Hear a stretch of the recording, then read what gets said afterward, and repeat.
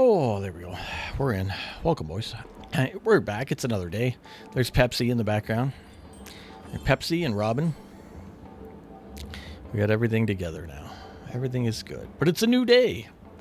We must do new day things. Well, I mean, I think I did a little bit of them, but we'll do the remaining.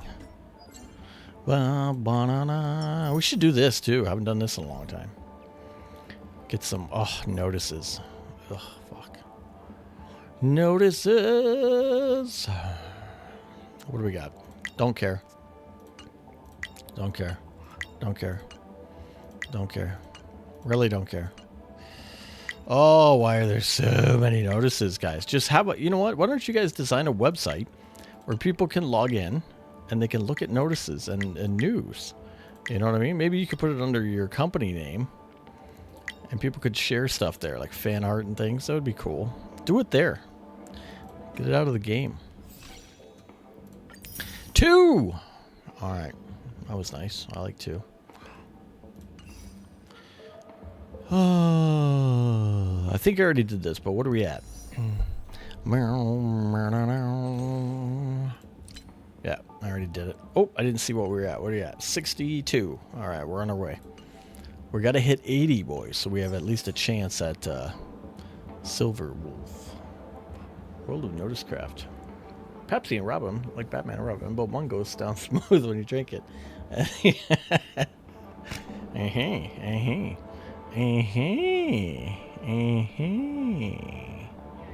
Alright. What are we doing? Is this the story? This is the core story of the game? Let's play it. Boom! There was a lag there. I saw it.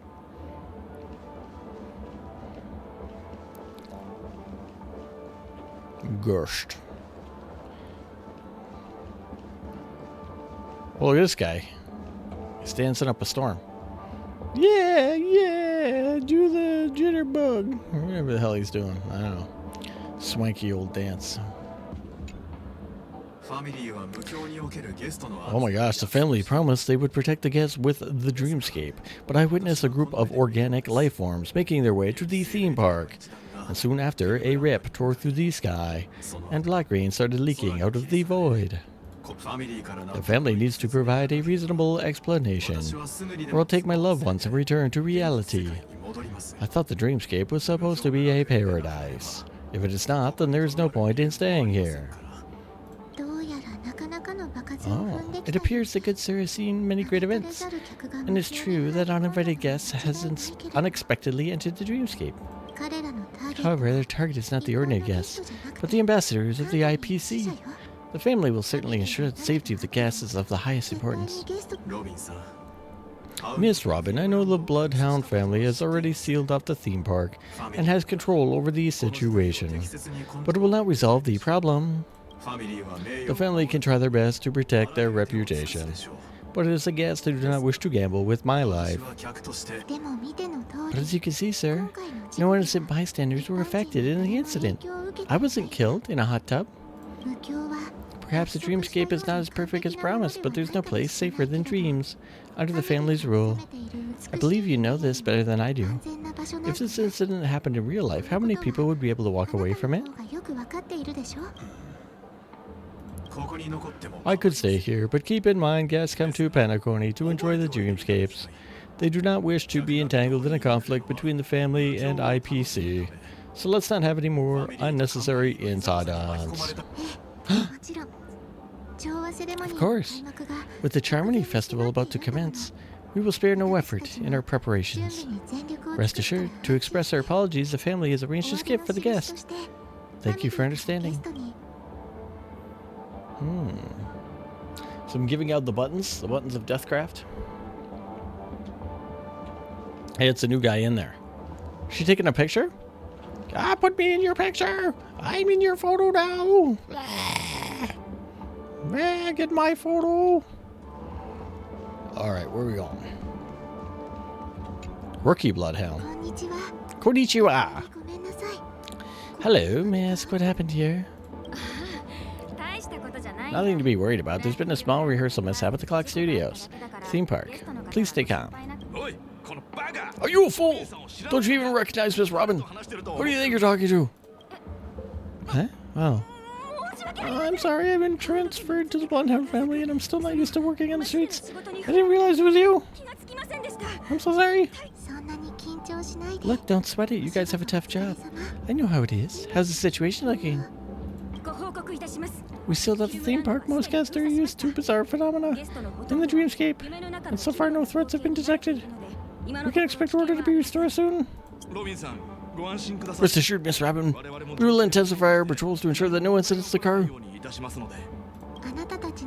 I trust you guys, but regarding what happened in the theme park, what do you hounds think about it? It's okay. Feel free to speak your mind. You won't be murdered. Well, actually, I was there shortly after it happened. It's true the IPC ambassadors came with an intent, and that Galaxy Ranger who was the cut through the sky. Miss Robin, to tell you the truth, everybody has been talking about it. The myriad factions on Penacony have already been causing unease for everyone. Thank you for your loyalty towards the family. The planet of festivities has indeed run into some trouble. Representatives from the IPC. He's trying to regain power of ownership over Penacony and is prepared for a hostile takeover. It's Musk. Of course, the family did not agree. The result of the failed negotiations is as you see it now. No wonder. So this main reason why the IPC staff are banned from entering the dreamscape, so they apprehend the troublemaker in the end. Do not worry. Mr. Sunday is currently tracking his whereabouts, and he'll have something to show you for it soon. However, given the situation, the IPC surely won't let this go easily. Therefore, we are relying on the hounds to maintain order and stability in the dreamscape. Gift. Please be assured, Miss Robin, we take our orders seriously, but won't let the IPC cronies get away with this. Thank you for your hard work. Are there other members you still feel uneasy? Please tell them on my behalf that protecting the dreamscape requires everyone's help. Here's a gift. Oh, here's one for you too. Please open it at the Charmony Festival for an unexpected surprise. Holy fuck, I can't believe I received a gift from Miss Robin. Feels like I'm dreaming. Wait, I am a dream. If trouble comes knocking at our door, we're not afraid to go to war. Rest assured, the dreamscape's peace will be protected by the Bloodhounds. Alright, so I'm giving out these buttons for... Oh, that guy's freestyling. Look at him go. Yeah. That guy puking? There's always a guy puking. A lot of puke in this game. Me.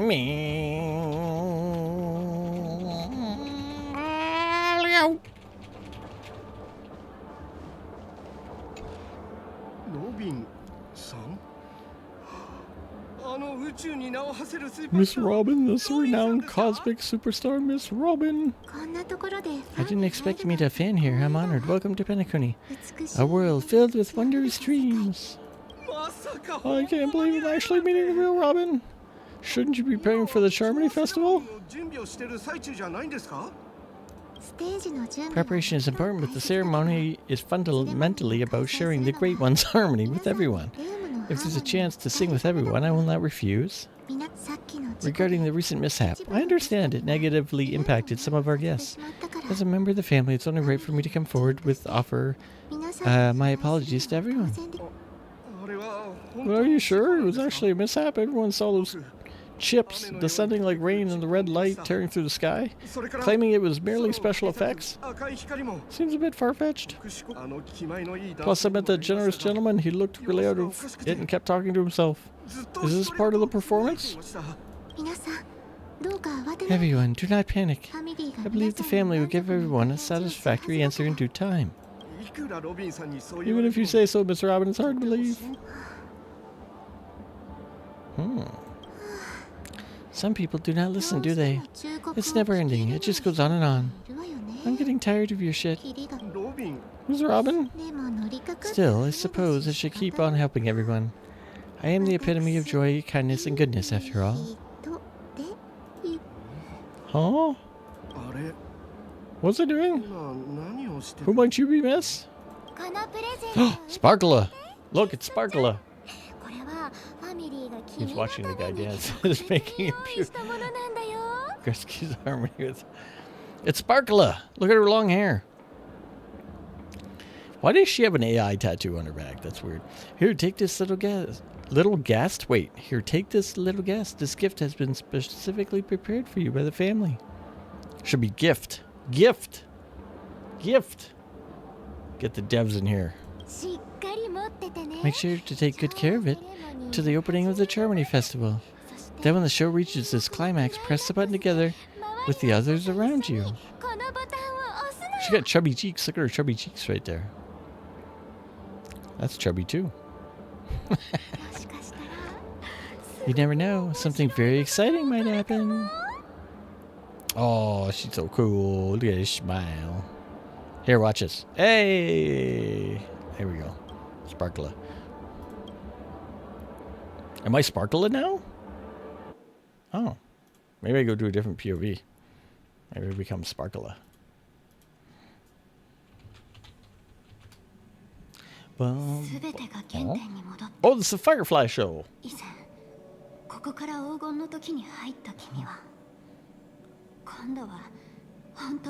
Stigmata.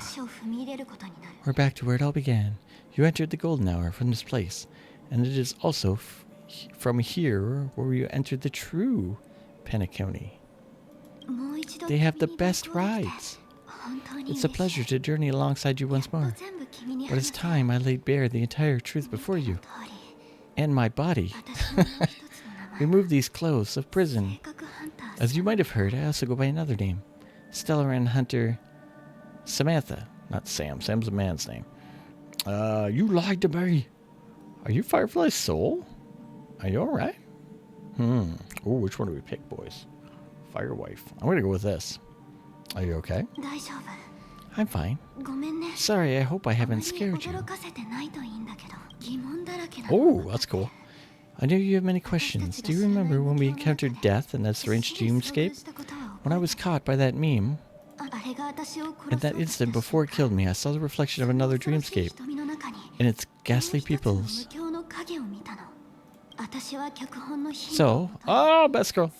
So following the clues in the script, I came up with some theories about the meme. That's why I instructed Silverwolf to issue invitations drawing everyone to the Dreams Hotel. Cute.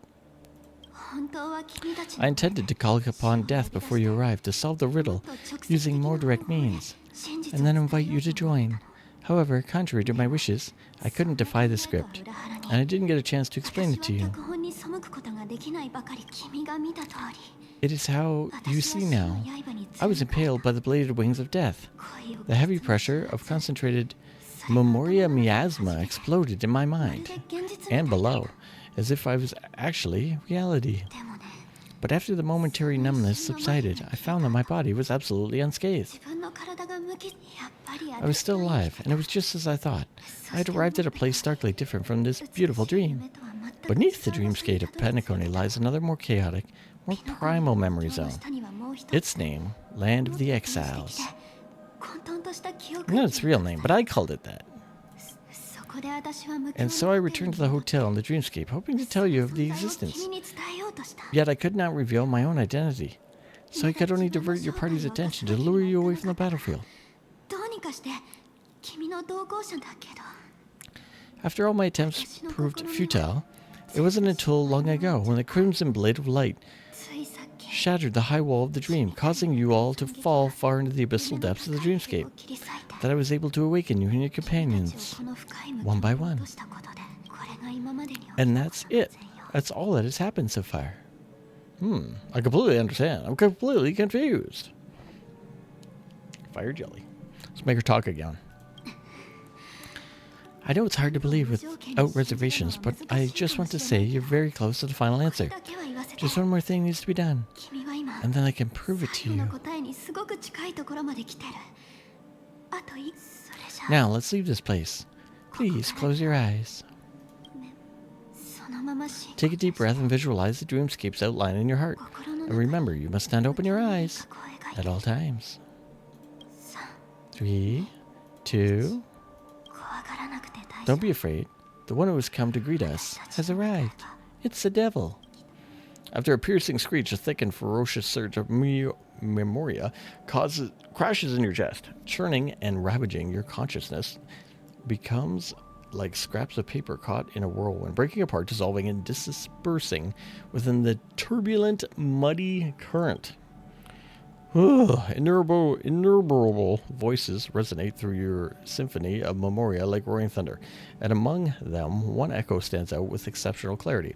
You know it comes from the girl beside you, your heart beating to the same rhythm in silence, and then more silence, until memories stir up ripples in that quiet darkness. Oh! What the fuck? She's in some kind of Corvette. That's kind of game breaking. And wearing a suit. It's weird. Oh, this isn't Blade. He's not Vampire Hunter. Do you have a driver's license? I do. That's pretty surprising. I don't like the new age. I like more the... Why? Because this... Japella? The City of Sins? No, it's nothing. I was just thinking, you haven't slept in 20 system hours. Are you sure you're okay? I'm fine, I'll survive. Same goes for you. I'm not sure about that. Slow down a bit. Oh, she got the disease. Infiltration is over. Feel free to activate Sam anytime you like. There's still some time before the next part of the script unfolds. Let me stay a little longer in my own body. A long silence ensured. Neither of them brought up any topic, seemingly accustomed to the silence. Turn the radio on! It wasn't until much later a soft sigh once again broke the quiet in the car. Such a long tunnel. Didn't feel this long when I set off. And half a system hour will lead us to Kafka. And then comes the downfall of the Japella Brotherhood. Is that also part of the script? It is in your script too. Oh, I didn't notice. Your destiny won't change just because of your selective ignorance. Shit. I told you before it's a bad habit. What about you then? Is this the moment you finally find the death you've been looking for? As always, it's a blank slate. It's not on this planet. Why the sudden inquiry? Because I'm currently in a car with a sleep-deprived driver. I just want to get there alive. This car has full self-driving capabilities. It's a Tesla. I'll just put my hand on the steering wheel. What will you do? Don't take everything so serious. Idio says there's one type of destiny, the inescapable type. He can see the future, and we likewise are aware of our predetermined end. But before that moment arrives, we can still choose what to do. We all have this right, don't we? After today, Japella's name will disappear from cosmic history, and the Everflame Mansion will take its place. In the not-too-distant future, you'll receive an invitation. That is your next stop. Land of Dreams. Pinacone. I hope you find whatever you seek there, be it answers or salvation. Flashback. I don't know. It's kind of weird. Well, glad to see you're safe and sound. Mr. Yang, you're here too? Close your eyes. This is the answer. It's incredible. The monster that we've always known as Death is actually the guardian of the land of exiles. It abides in a certain rule, abducting people from their dreams and bringing them here. To Neon Tokyo. Question that has been perplexing us. Does death really exist in the dreamscape? Appears to be a cognitive trap. It was laid by those orchestrating events from the shadows to cover up the truth behind the disappearances and the existence of the fortress known as Dreamflux Reef. Every emergence of that meme is related to the Watchmaker. Since Dreamflux Reef is where it brings its captives, it is unlikely many of our long-standing questions will be answered in this place.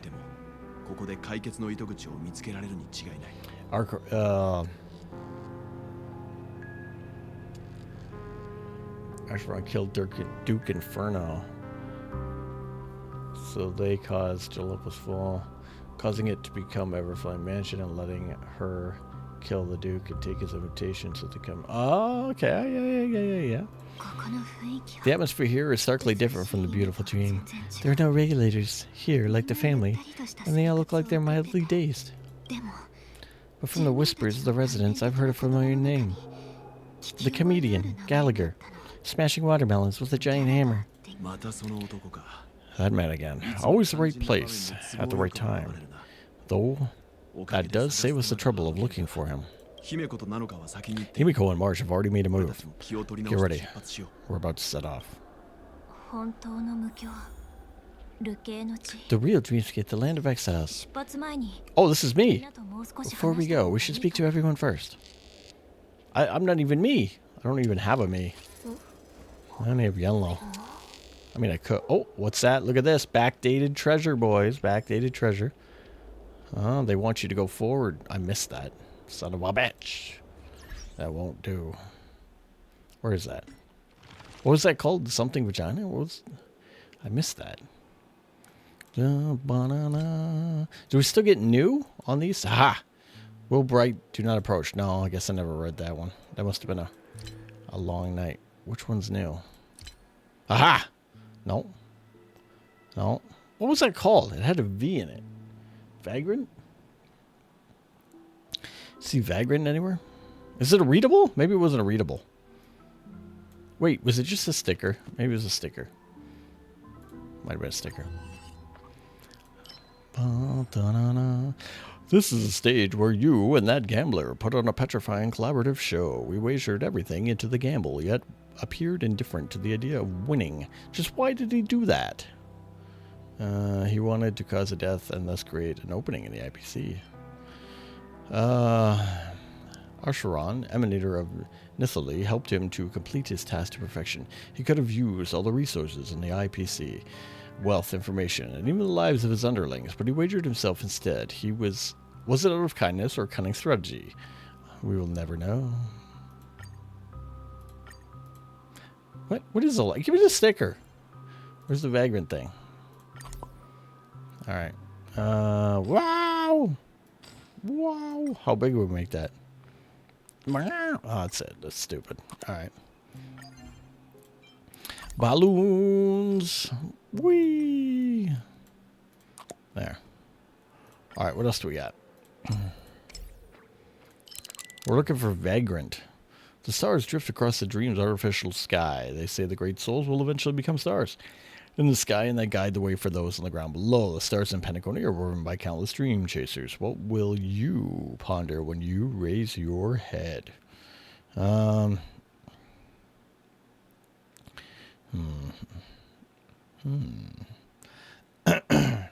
They too will walk the path of the Trailblazer. They're not any different from the masses. They're simply opportunists who leapt at money and fame. Let's pick that one. The greedy are like locusts. If I guess correctly, that quote should be enough to summarize your current thoughts. Their greatness is simply a coincidence. It's history of Oz prank, isn't it? Okay. Oh, these are boring stickers. Boring. Are any of these... look at this guy. This guy's cool. Put him right there. What do we got on here still? A dog of some type. What else? We got two left. This one. This one. Where am I at? 90? What a jip. Anything else? Nothing. It's probably one of those. That's okay. We got it. Oh, look at this. We got more stuffs. Look at all they're hiding from me back here. I see it over there. We're going to get that in a minute. I want to see what else is hidden back here. Oh. Oh, it's another bird. Stupid birds. All right. I don't care about them. But I do want to see what this is. Haha. Dream Flux Reef Travel Guide 19.0. As you all know, this place is unlike the fake and capitalistic territory of the family. In this city, crafted from the primordial dreamscape, there are no restraints from strict laws and no pursuit from the bloodhounds. It welcomes all visitors, offering boundless freedom. However, with the vast breadth of the dreamscape, what other recommendations attractions are there beyond major landmarks? Our editorial team has curated this guide exclusively for you, and we do hope you will thoroughly enjoy your time here. Number the first, the Bolt Grand Hotel. Located in the heart of the commercial district at the perfect height, the Bolt Grand Hotel offers a prime location and allows guests to admire the impressive skyline above the bustling streets below. The hotel's observation deck at the billboard on top of the building was once ranked as a vital spot that all local couples must hit. Note the first, crossed out. The hotel is currently closed for temporary maintenance due to memorial instability. Note number the second, the watchmaker has acquired this hotel, and a special exhibition featuring his beloved Clocky is now open to the public in the first floor lobby. Note number the third, the watchmaker has implemented a new policy, providing free accommodation for 1 year to individuals who have been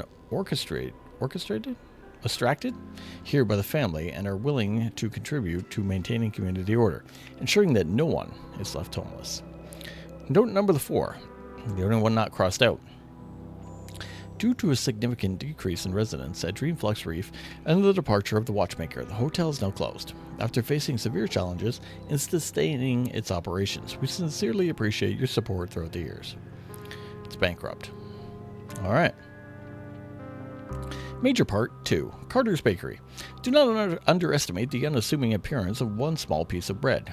Master Baker's Carter's craftsmanship ever won over that bread hater named Gallagher. Oh, Gallagher's a bread hater. Bread hater Gallagher. To make delicious breads in Dreamscape, the secret ingredients are the chef's joy, affection for guests, and a touch of familiar warmth.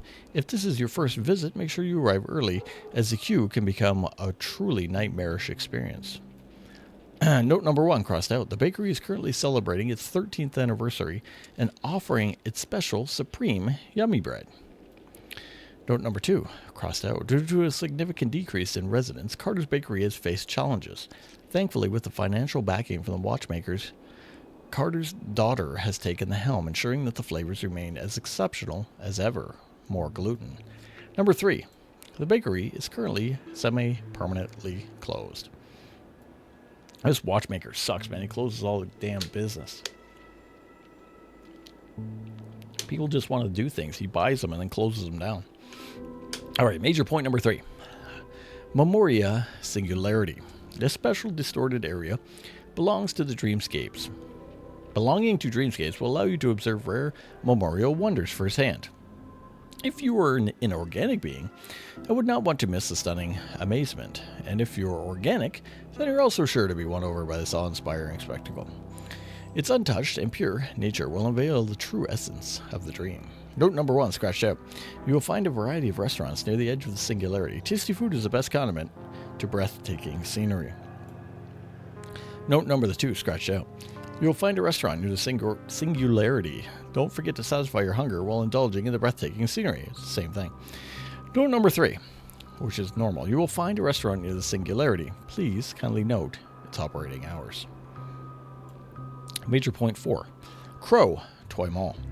Crow Toy Mall has all the characters you love, be it Clocky, Brother Hanu, or Origami Birds.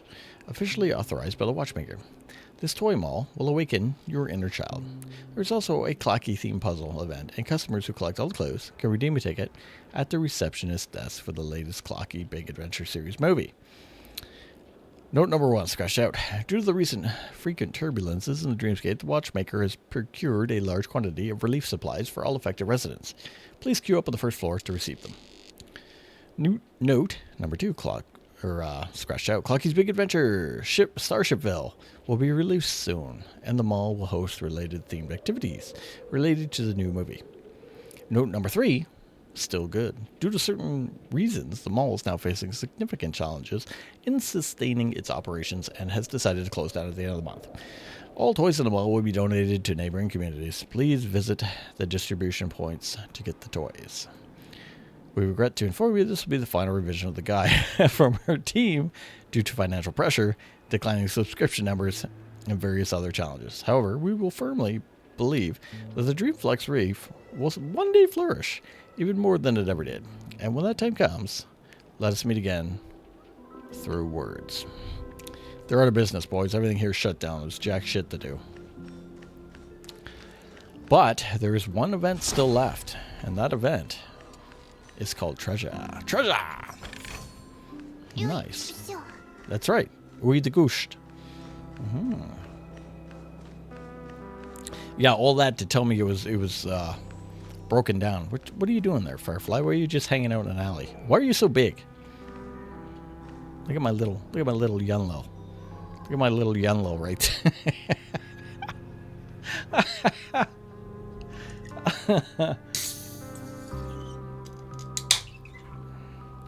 We gotta thoroughly enjoy this, boys. Sorry.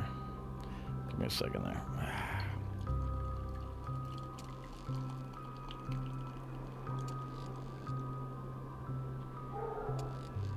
Where's that dog barking?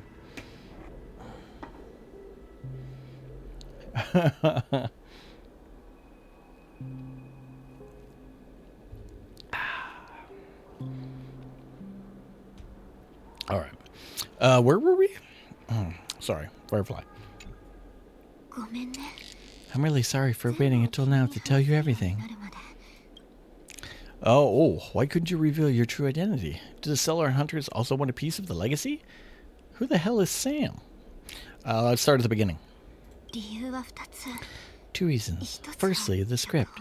In the future that Elio saw, Sam and the Astral Express confrontation was inevitable. I tried to break the shackles of the prophecy, but this is as far as I could go. That aside, there were also my personal motives. I wished to travel with you as Firefly, not as Sam. Oh, it's alright, I didn't take it personally. This is still hard for me to accept. Oh, we gotta be nice. We'll be nice, boys. We'll be nice. Arigato. Alright, do the Stellar Hunters also want a piece of the legacy? Elio gave me one instruction. Follow the Astral Express to pursue the grand legacy. It means that the Watchmaker's legacy holds a great significance to Trailblazing, and to you. Elio's scripts used to resolve and expand around certain specific Stellarons, but with your appearance, this condition has apparently ceased to be appropriate. Perhaps he also saw the impossible in the future. Alright. Who is Sam? Do you remember the medical cabinet I told you about? Oh, that's Sam. He's a medical cabinet. It belongs to the Iron Cavalry of Glamos Firmament Frontline, a Firefly Type 4 Strategic Assault Mech. It's the cradle of my vitality and the meaning of my birth. And the longest time it was how should I look at the rest of the world. Alright, we'll talk later as dogs wolfing.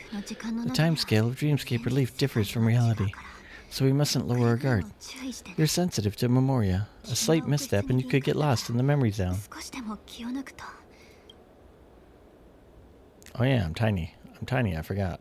I keep forgetting I'm so tiny. So tiny. Alright. Welt! Something on your mind? Let's talk about it.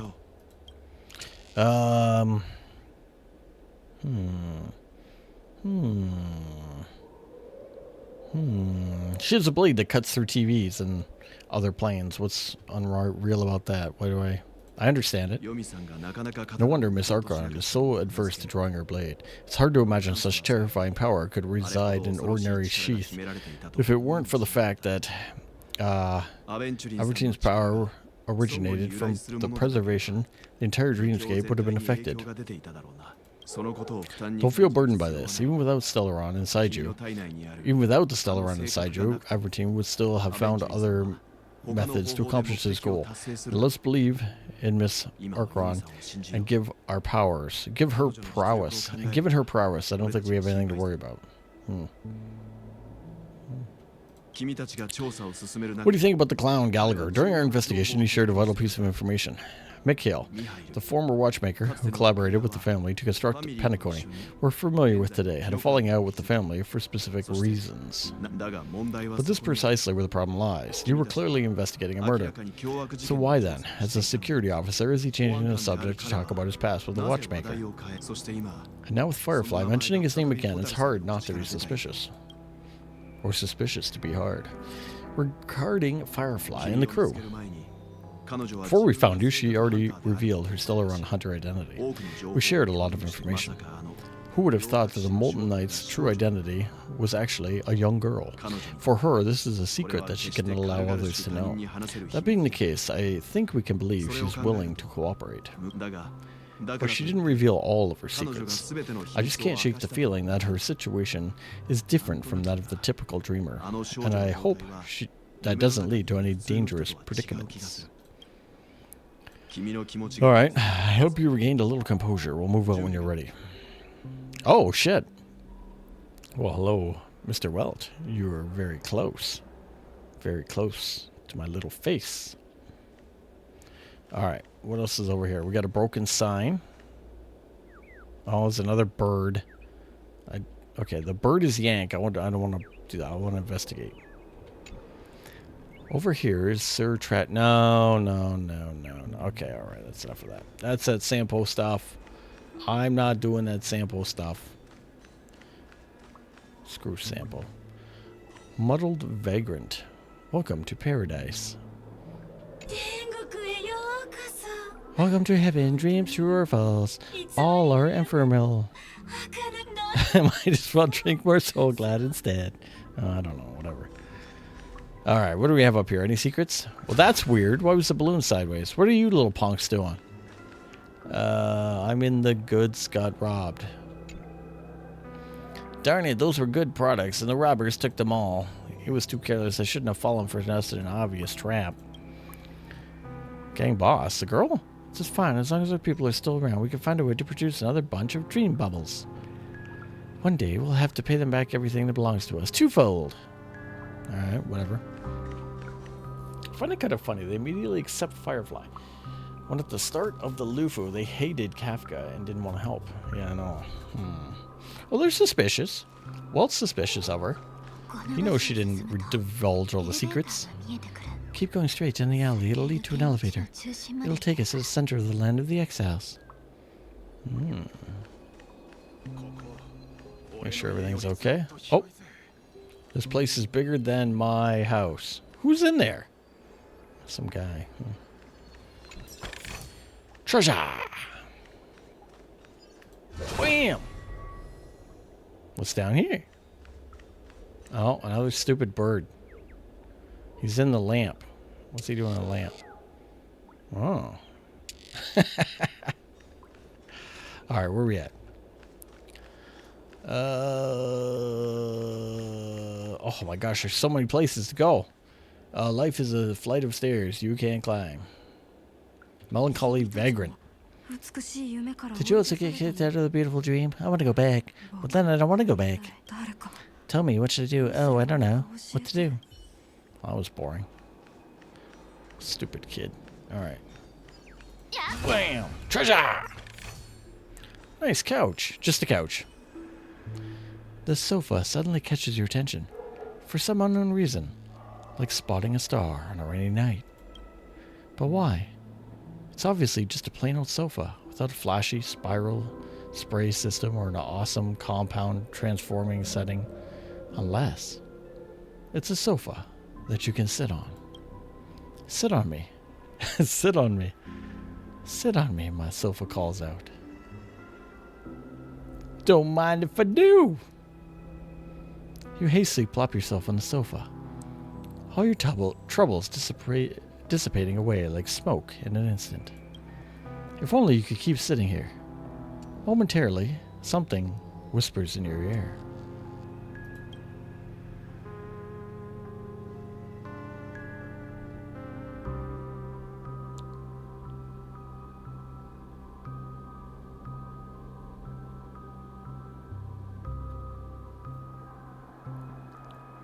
There's nothing wrong with the back alley sofa. It's time to go. All right. Oh, an afternoon's worth of sitting. But none of you guys got that achievement. I got it. Map. This is a map of the Dreamflux Reef. No one understands Dreamflux Reef better than this map. Just a shame that no one understands this map. Okay. Wonder which guy just did that. Just came along after the game was designed and put stupid shit in. This guy's drunk. Hey there, friend from a distant land. I hear the watchmaker's legacy is right here. Let's say we go treasure hunting. That guy's an idiot.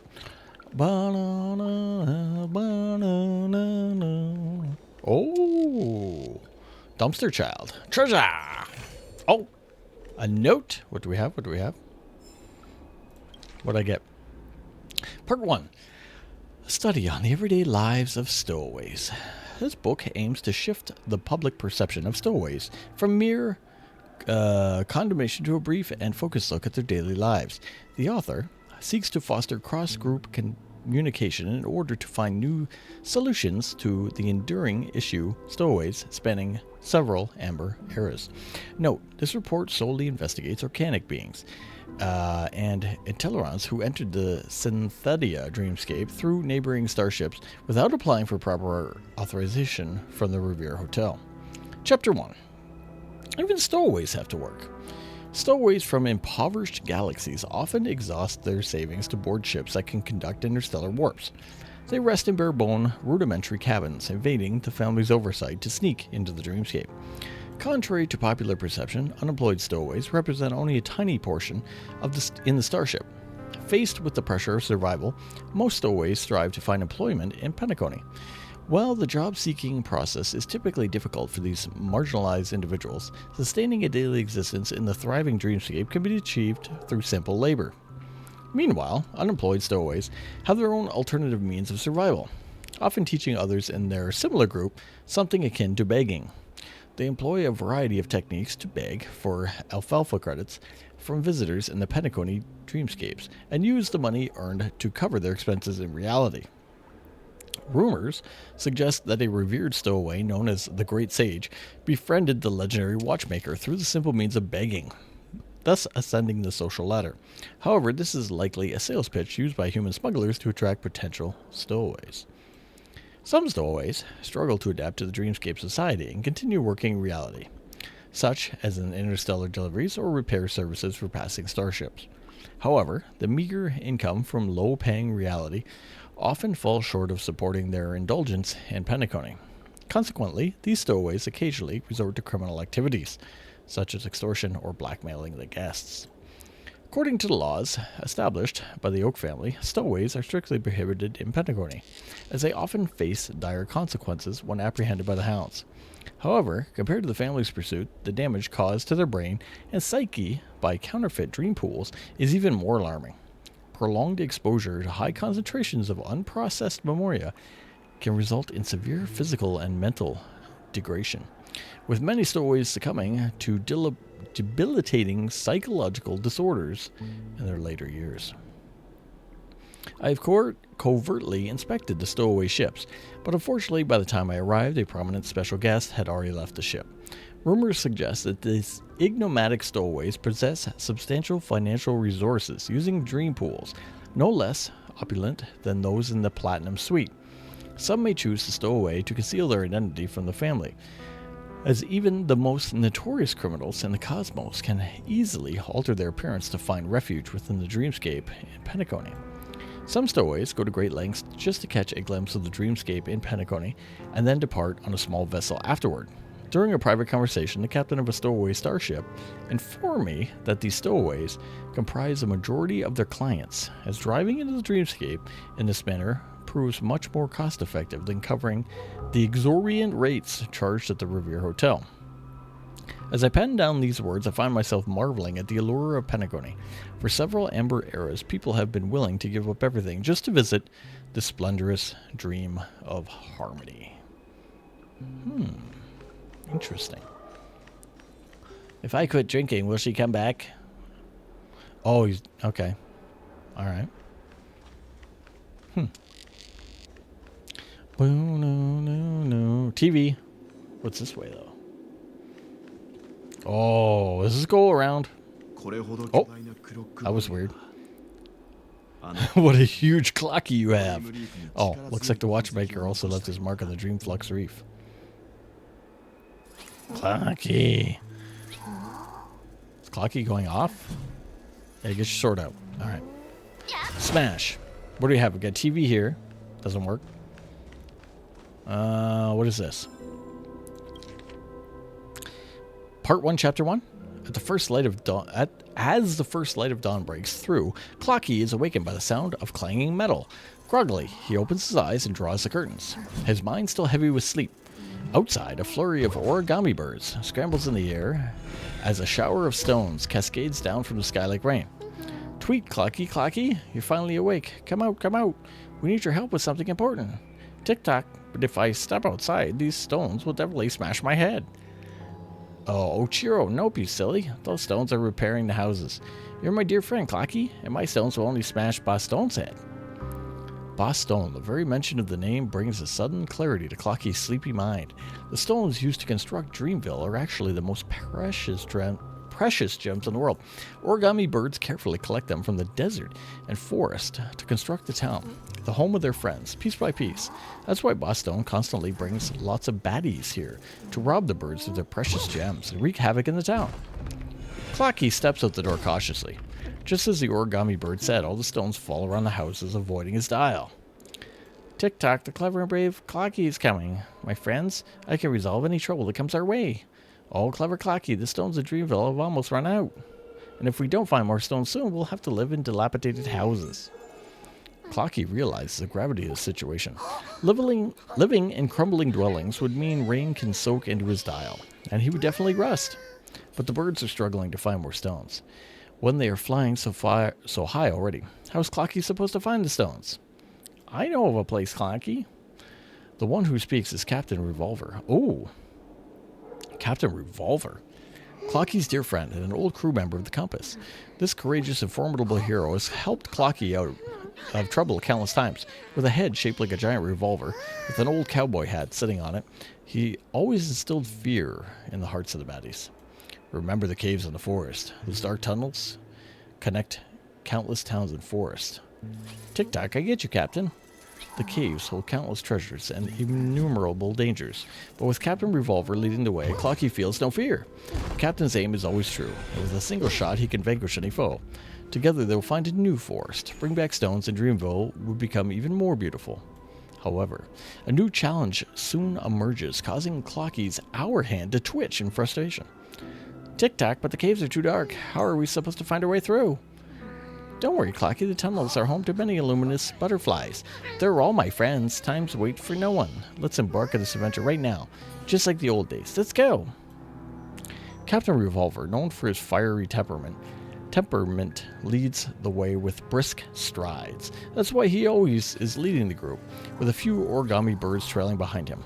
These clever helpers know exactly which stones would be suitable for the town.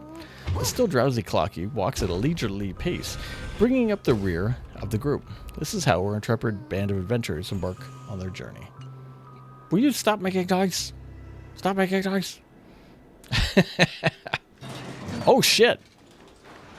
Oh, elevator. Oh. Smash. Wait. Hold on. Oh, he is the bird. Okay, I thought there were... Aha. Clocky's finger is pointing towards the sky, but the skies of Dreamflux Reef are obscured by the lights of dreams.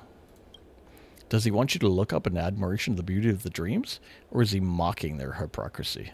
Or perhaps he's guiding you upwards in search of the secrets of this place. The world may never know.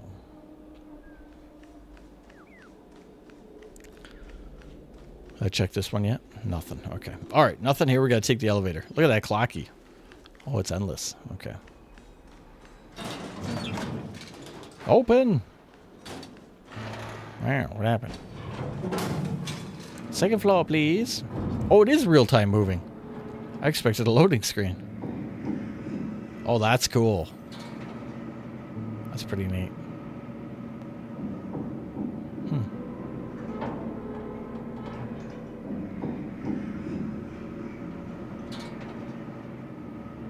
Wait, what was that investigate? Was that like... Okay. Unbelievable to think there's a settlement of this size within the dreamscape and beyond the reach of the family.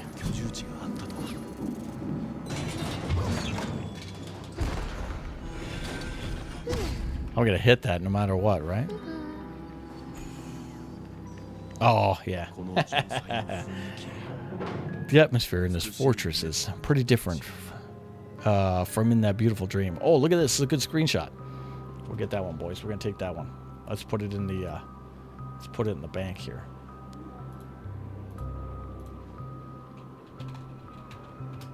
There we go. I like that. It's good. Alright, when I first saw it, I was in awe too. The sky here, it's like a reflection of the 12 dreamscapes. What's even more bizarre is that this place is also separated into trade and residential areas. The layout may be simple, but the facilities are very comprehensive. It seems there are quite a number of people living here. Though both dreamscapes have different styles, the architectural designs are quite similar. Works of the same hand, perhaps. Hard not to speculate on their connection. But there's no point overthinking it. Let's meet up with Himiko and the others first. Take a right turn at the end of the road and you'll reach the trade district. There are more people there, and perhaps someone you know. And someone will know where she is.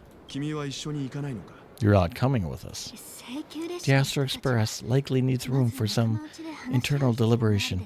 In the meantime, I'll try to locate Gallagher. Alright, we'll reconnect later.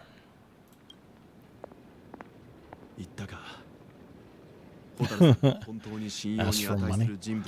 Letting her go was the right decision. Further observations are needed before we decide whether to trust her. But first, there's someone I need to talk to. There's Clocky over there and some weirdo. Let's go. I'm sure we've already noticed him. You've already noticed him. Oh, that guy? Isn't that Misha or whatever it is? Yeah, I saw him right away. He's right over there, talking to that clock like a madman.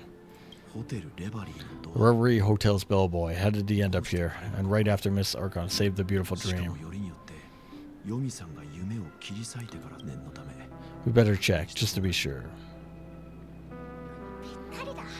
This trash can really suits me. Get out of the trash can, you dummy. Get out of there. What else we got over here? Our little slappy feet going. Excuse me, I need that. Oh my gosh, how big is this place? It's huge. The bank? Look at all the places we can go. Holy crap, we gotta go over there. It's like a mile over here.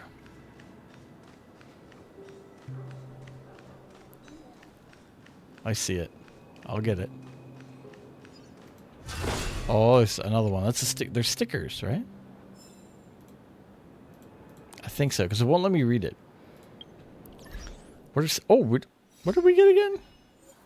An afternoon's worth of... Oh, yeah. That's the coolest one. That's the coolest one in the whole game. Oh, damn you, Clocky. Wait, no, that wasn't a sticker. Because it would have a thing. What did I get? I couldn't have picked... It didn't let me read it. Right? I read that. Or I've seen that. There was two in here. Quinn, Henu, we had. What the hell was that? I don't know. I picked something up. I thought it was a sticker. Didn't... It's still there. Is it glitched? Alright, whatever. Oh, what's this? Absorb emotions.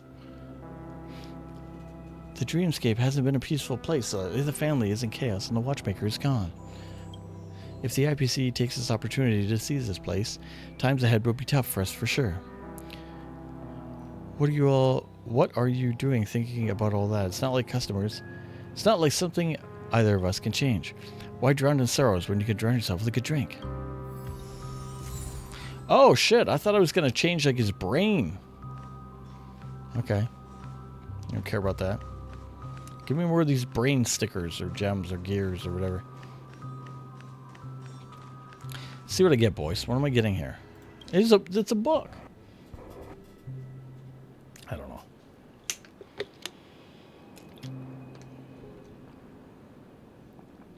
Penacony Flight Guide. Warning. We have received numerous complaints regarding the authenticity of this content.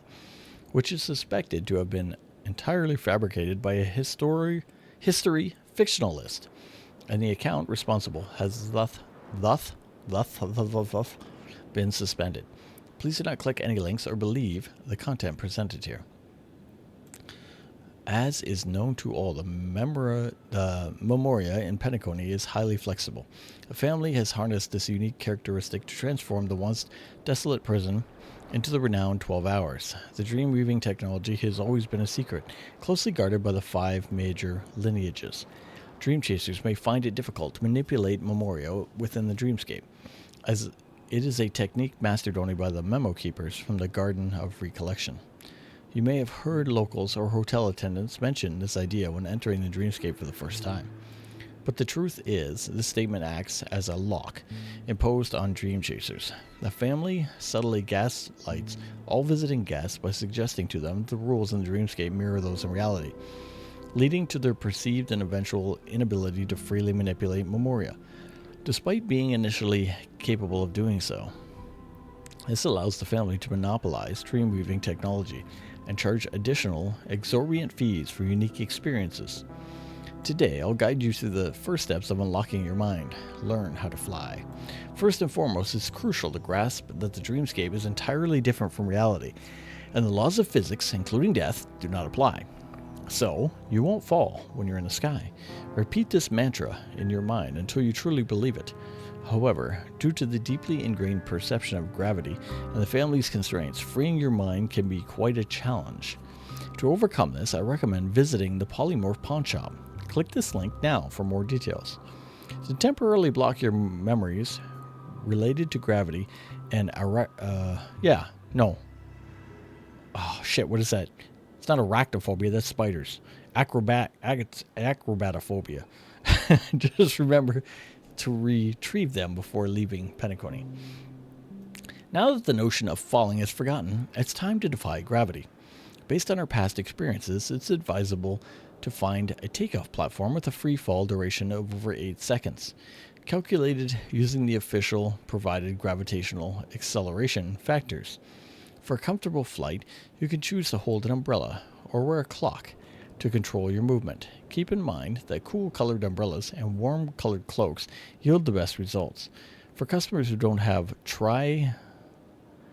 trichromatic vision, please consult the merchant regarding color standards when making a purchase. The last and simplest step is select your destination and take off with a swift leap. Planning your aerial route in advance is crucial to avoid obstacles like spheroids, aerial tracks, vehicles, and buildings which might hinder your flight experience. To assist you, our team has dedicated an entire Amber area to create a real-time smart map, covering locations spanning 8 hours. With this map, you'll enjoy a more immersive and unrestricted experience in the captivating dreamscape of Penacony. Follow my blog to uncover the hidden secrets and lore of Penacony. In the upcoming update, I'll introduce you to the second step in jailbreaking, the lock, see-through vision, and who is the mysterious Butterflyer hidden within the upper echelons of the 5 major lineages since the creation of Penacony. And how did these major lineages gradually gain control over the entire dreamscape? Use your see-through vision to uncover the truth. That's interesting, because we are pretty much Neo, right? And they're fucking with us, and they're saying, no, you're not Neo, you're not, you gotta follow the rules, treasure. But, if you realize the truth, I see more treasure. Treasure! Little drummer girl. Alright. Claudia. Are you a newbie? I haven't seen you around the Dream Flux Reef before. You, what's your name? Where'd you come from? Why are you here? Don't try anything funny. My bandit dagger has seen enough liars, and they've all got what was coming for them. There are bandits even in a dream? Fine question. When I first got here, I tried picking up my old profession, but it didn't take me long to realize that I couldn't take any of the stuff I pilfered back to the real world. So what's the point of taking that risk at all? So, I'm out of the game now. It's pretty cozy just chatting with people around here and gossiping about the family. Alright, I guess I can tell you're not someone from the family that sent you here. You don't have that foul stench of harmony on you. There have been a lot of people appearing out of nowhere lately. I need to keep my guard up. I can't afford to have bloodhounds finding their way in here. The Dream Flux Reef is a place full of people who just want to live a peaceful life. They don't want to be disturbed with the chaos of the outside world. I never introduced myself. My name is Cloda.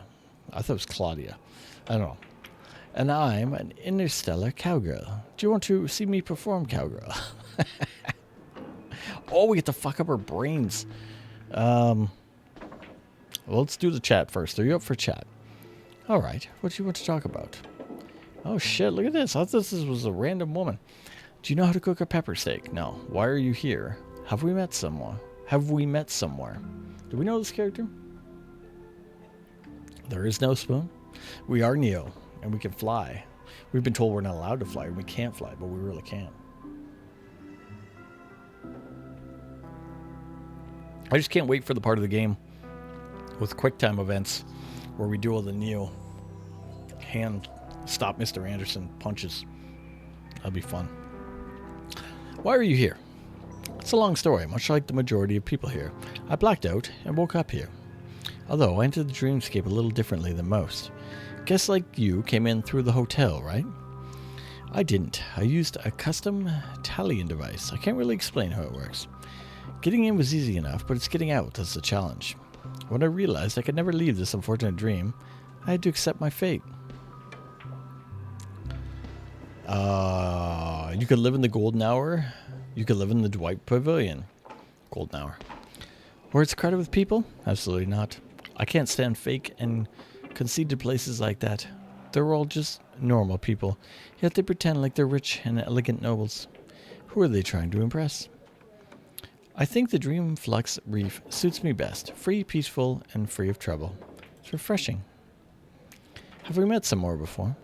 Have you? I don't remember you at all. Say, I wasn't on a Warner poster, was I? Think quickly. This is very important. I think I saw you in a billboard. A billboard? Like the one in the Golden Hour? That chase after people? Why would I be in a billboard? It's not possible. It's no way. Do you know how to cook pepper steak? That's some kind of Penaconian joke that I don't understand. Why would you ask that? My straight response, no. I don't even know what that is. Alright. Of course I'll have a happy journey. We cowgirls always find the style of life that suits us best. Doesn't look like a cowgirl. Looks like a noble. What's Jesse got? My dear guest, welcome. What would you like to eat? We're a vintage Dream Flux Reef brand with everything you could possibly need. If someone says Jesse's bread is only second best, then there is no champion bread in the Dream Flux Reef. Sounds like fake news to me. You're a funny one. We're a small owner-operated business, and our customers are all long-time locals. If we weren't honest, we would have gotten driven away years ago. All bread and other foodstuffs in our store use pure organic ingredients sourced from the Memory Zone's farms. The soil it grows is devoid of harmful emotions and negative memories, so the spirit fuel it produces has this mild and mellow taste with lingering sweet aftertaste. Soon, you'll realize the benefits of eating once you wake up. This is far healthier than the fast food and the sweet dream. Check out the menu when you're ready to rush. I like to see the food. Oh shit, what do we got? Pickles? Ugh. Alright, one of each. Gotta buy all the food, boys. See you again next time. Jesse's store will be open to the business. Alright, now there's two things I did miss. I didn't fuck with everybody's brains. Claudia, come back. Was she that loud before? Right. Oh, I see her face. Okay, where's... That's what I want. Is there anyone normal in that family? I've never met any of them face to face, but I've heard a lot about them in the Dream Flux Reef.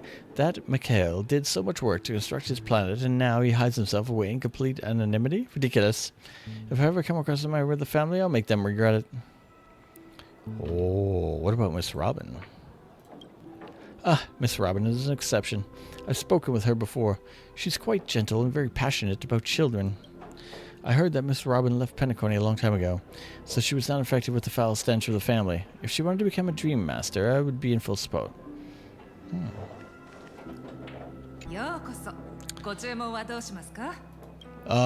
We didn't do the chat with her, but I guess we'll have to do it. I feel like it's going to go on forever. She told me about bread forever. All right, here we go. Why did you open this kind of store? It's something that happened a long, long ago. When I first left the Dreamville for the Dream Flux Relief, I wanted to open my own store and make a living and continue my love of cooking. I tried out many experimental dishes, but discovered that everyone preferred filling themselves with simple meals in sufficiently large portions, so I kept going and making them all. Now that I think about it, my store is the only one left out of all those stores that opened up around the same time. How things change. How is business normally?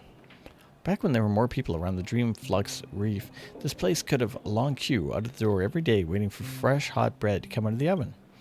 But now, fewer and fewer people come in. We're down to just regular customers only.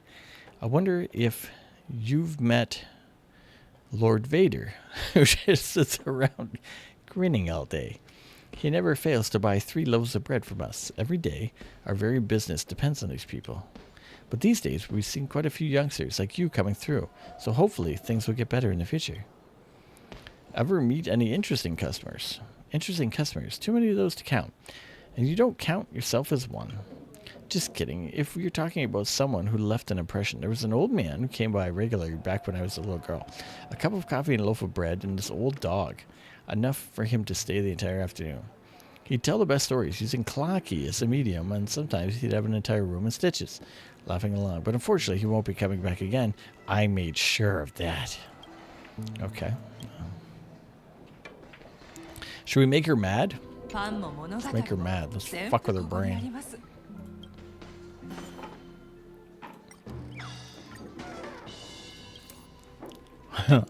Real food nourishes our bodies, while dreamscape food enriches our spirit. In a way, spirit fuel is no less important than real food. I've been getting worse and worse stock lately, and the manufacturers who make the raw materials complain about people selling counterfeit copies at a markup. Unless they themselves stoop as low, they can't make any money. What's more, they even started up a memorial fuel company, copying food-related memoria to a manufacturer's food that becomes good to eat as soon as you heat it up. They're trying to corner the dreamscape food market with a convenient but inferior product. Eating stuff will break your taste buds. Those unsuspecting youngsters gorge themselves on that cheap stuff. How are their spirits going to fare if that keeps on? Public decency nowadays. The world is going to the dogs.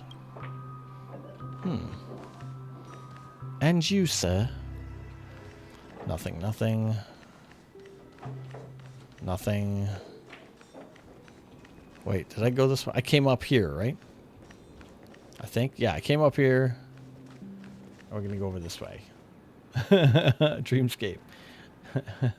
When you eat in the dreamscape, do you shit in the dreamscape? Evil Ticker. Tick, you found me. The demon that is about to destroy the dreamscape. It was probably not easy. TikTok, I am the fell fire that will burn out all happiness, a swamp that will devour the beautiful. I am the mastermind who causes dreams to fall into nightmares, the inevitable nemesis of the righteous. Abandon all hope, you cannot hope to win against me. You're fixed. Oh, okay.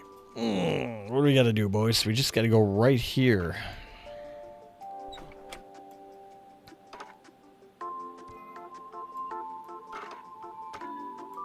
Interesting.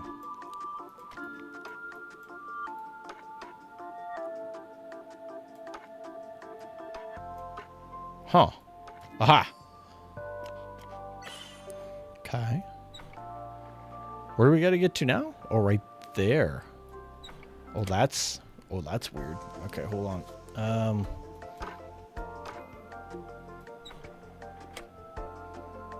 Oh, it's a reflection of that. Oh. Oh, wait a minute. Wouldn't that be it?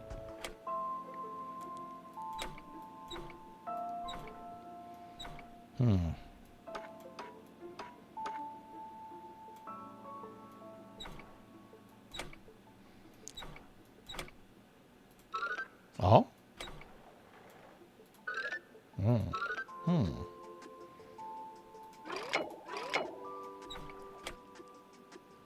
Oh, this one's confusing. How do I...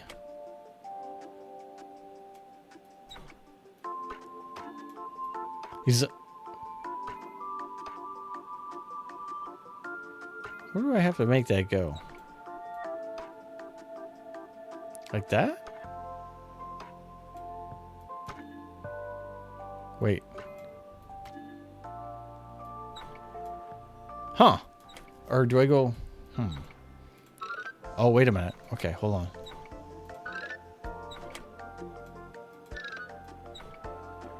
Oh. Duh, nothing to do with nothing. It was just an L. Okay. That was a trick. That was a trick, boys. I got tricked.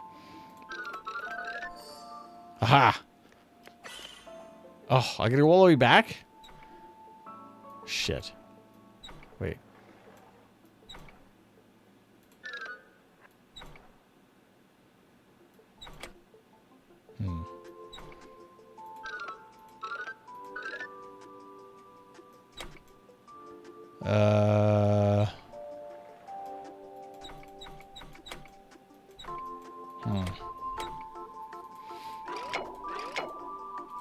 Is this gonna be a roundabout?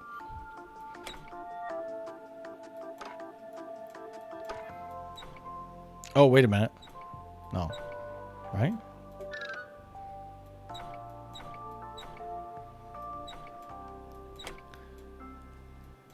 How do I...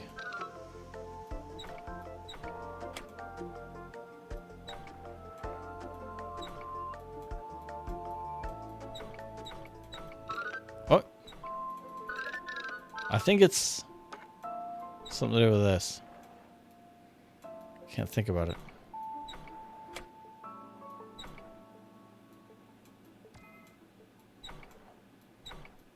Son of a gun. Stupid clocky. Alright. What are we gonna do, boys? This one's confusing. Oh, wait. Hold on. Right? You could do it. Oh, this is... Aha. Got it.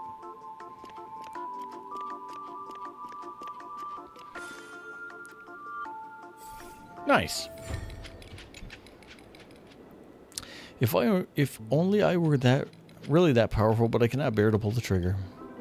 If I were more evil, more powerful, I wouldn't be pushed around with a family and guests. Nice. Oh, what was that building block? What's that? Eerie building block? Have we got that before? What's that thing, boys? It's got to be a specialty, right? There it is. Oh, we got 18 of them. This box contains eerie puzzle building blocks that can be returned to the Dream Ticker Administration. Where is that? How do I hand those in?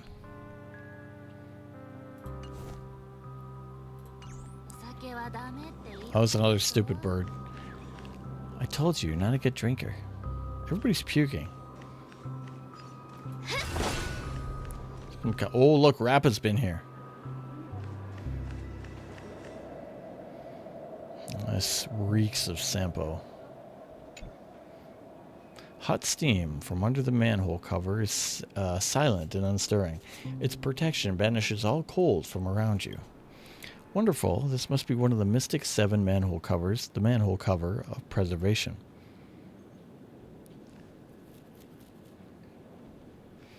Continuing on. What do we have here? Welcome. Oh, do tell me we got another new guest visiting today. All these new faces in town. I can't keep track of them all. I heard lots of people are coming from all over the dreamscape because of accidents. You look to be the same. I'm sorry, it's far too easy to natter on about yourself once you get to be my age. Let me give you a brief rundown of what we do. We're the only band in all of the Dream Flux Fortress. All our staff here are talking automated instruments, just like me. Our main trade is also in automated instruments. Just a few Alpha Curtis customers can take home the instrument of their choice and have it play for you at your home. Of course, I personally am not for sale. We also sell our vinyl records here. Come here and flip through some if you're bored or feeling down in the dumps. I mean, after all, our store motto is bring joy to the world through music. Products first, boys. Let's take a look. What do we got for sale? Do we own any of these? It would tell us, right? Wouldn't it tell us? Broken Strings Roar. What is this? Oh, we're going to buy one, though. Same with that. I don't know if I should buy these. Because I don't know if I have them. Way of the Wolf. Maybe I should. What are they? 10,000 each? Oh, what the hell? I got like $1 billion. I'll buy them all. Fuck it. Wait, are there more? Oh, they're sold out. Okay. Alright. Oh, you're back. Can I help you with anything? Wait. No, hold on. Can I go back? I gotta do the conversation first. Are you up for a chat? Sure, I can be more happy to help you however I can. Alright. Tell me about your band. Our band has been around since the city was first founded. But back then I was the only one in the store. I'd often perform for people, and sometimes I cut a few records, always adding a little spice to shake up the boring lives of the settlers. But then, later on, other automated instruments gradually came along, most of them with some kind of rough-storied past, and I took them all in. Gradually, things started to grow more lively here. We'd play for people and put the money we earned towards everyday maintenance. Every day was a full and busy one. Everybody's music was brimming with joy in every note, and people got to feel a lot of joy as they listened. Well, that's about it. Is there anything else? My staff come from all different places with different backgrounds, but they also have one thing in common. Everyone is an outstanding musician. Mr. Growl's voice is rough and bold, and his bellows are every bit as wild as his appearance. Just take care to avoid his constantly breaking strings.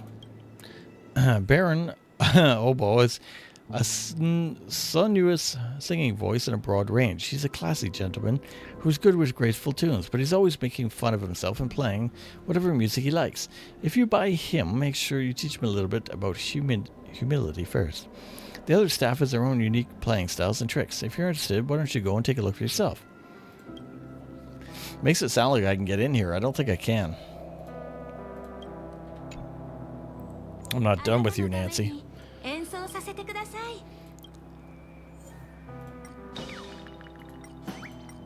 Yeah. Oh, it's you. I'm sorry. I'm working on something tricky right at the moment. Would you mind if I vented my spleen a little? Here's the thing. We've added a new member to the band, Mr. Trumpet, who's a little introverted. Kind of cute and very likable, but the problem is he's too likable. I told you before that most of the band came from previously robbed lives, like Miss Accordion, who was mutilated by a corroded dreamscape, Miss Flute, who was abandoned by her partner for years, and Mr. French Horn, who was grievously wounded by some humans playing a childish prank. Don't worry, these aren't secrets at all, and everyone has left their dark past behind. So, then, getting back to Mr. Trumpet, his timbre has been corroded by memoria. But that's not the real problem. He's got an inferiority complex. He seems to be really insecure, even though everyone constantly reassures and looks after him. And I didn't realize, just till the other day, that he had been rehearsing in secrecy the whole time, day and night, until his pistons started to get worn down from overuse. And he was doing this because he had this thought that he could avoid abandonment through perfect musical performances. Maybe I overreacted, but I felt angry at the time. Not at Mr. Trumpet, of course, but rather distracted with myself. Did I not give it enough sense of security because I failed to care enough for him? Was it because I didn't do everything I could for him? I should. No, I must do everything I can for my kinsman, right? Okay. Thought she was going to kill the trumpet. Vented spleen! We got to do dream tickets. Yeah, how do we get in here, by the way? They're inviting me in to purchase the things, and I can't even go in.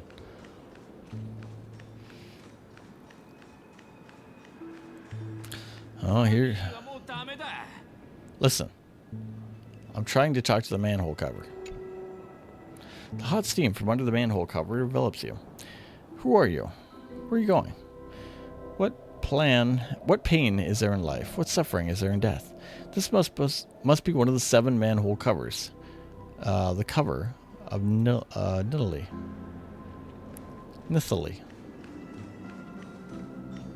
Huh? Little Sun graffiti board. This is a dreamscape. If we were able to keep with the innocence of a child, perhaps someday in the future the graffiti can become an actual sun. Actual sun. I'm degrading in my talking, boys. Hydra. Oh, it's Captain America's evil villain. It's moving. Did you see that? It's moving. What's that? It's just a trash can. Oh, you can't see it either? That's fine. I can see them. I know the danger. What madness are you spouting? Get out of the way. Madness. I'm not mad. I'm the only one who sees what's going on. You've all been lied to by the family. I'm telling you, the minions are everywhere. They could be right here. Or maybe over there. They're always watching all of us. They linger around every corner.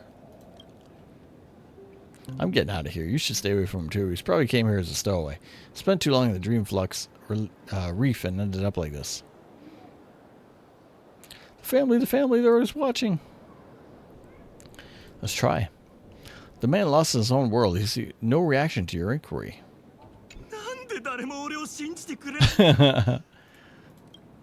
Let's break his brain. He's calm? Oh, he has to be angry. This is Sparta. Hey, my friend, do you know the Sweet Dreams troupe? They're little wretches you can see all over the place in the dream. Let me tell you, don't let their harmless appearance fool you. They are freaks that feed on nightmares and grow. They're part of the family's wicked scheme. Stay away from them if you want to live. The trick is to going into the nightmares and you use them as fertilizer. If those things come at you, you gotta smash their shells, beat the hell out of the monsters inside, grind them into paste and burn them to ash. We have to save Penacony. Help me fight off those monsters. Together, we have to chase them back to the nightmare, make sure they can come out to not harm people again. You could probably do all the things to make him tell you a complete story, but I'm happy with just making him angry. Bum, bum.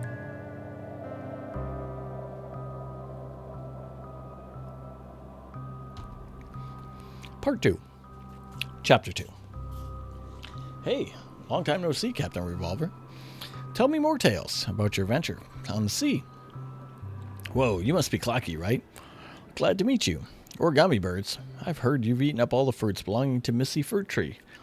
You won't eat us, right? Just as they step into the tunnel, the butterflies start to chat incessantly. Their delicate wings flutter and flop, illuminating the path ahead in blinking lights. Clocky cannot help but marvel at how lovely these new friends are. The complicated tunnels resemble a giant labyrinth. Even the butterflies only dare to live near the entrance. But with Captain Revolver taking the lead, they have found the courage to venture deeper. Tick-tock, how spacious it is in here. If only Dreamville could be as grand. Once we discover a new forest, not even 100 tunnels like this can compare to our own town. A town as large as 100 tunnels like this. That would be massive. Clocky cannot even imagine what it would look like. Tick-tock, Captain, aren't you afraid that exploring such tunnels? Ha ha ha, this kind of danger is just a walk in the park. It doesn't hold a candle to our adventure in the Amethyst Forest. Back then you jumped into Pano Spider's web, and Mir Princess was so scared. Tick-tock. Piano Spider is a true gentleman. I still remember the cake he gave us before we left. The mention of a new story from Clocky piques the origami birds' curiosity, and they clamor for Clocky to tell them more stories.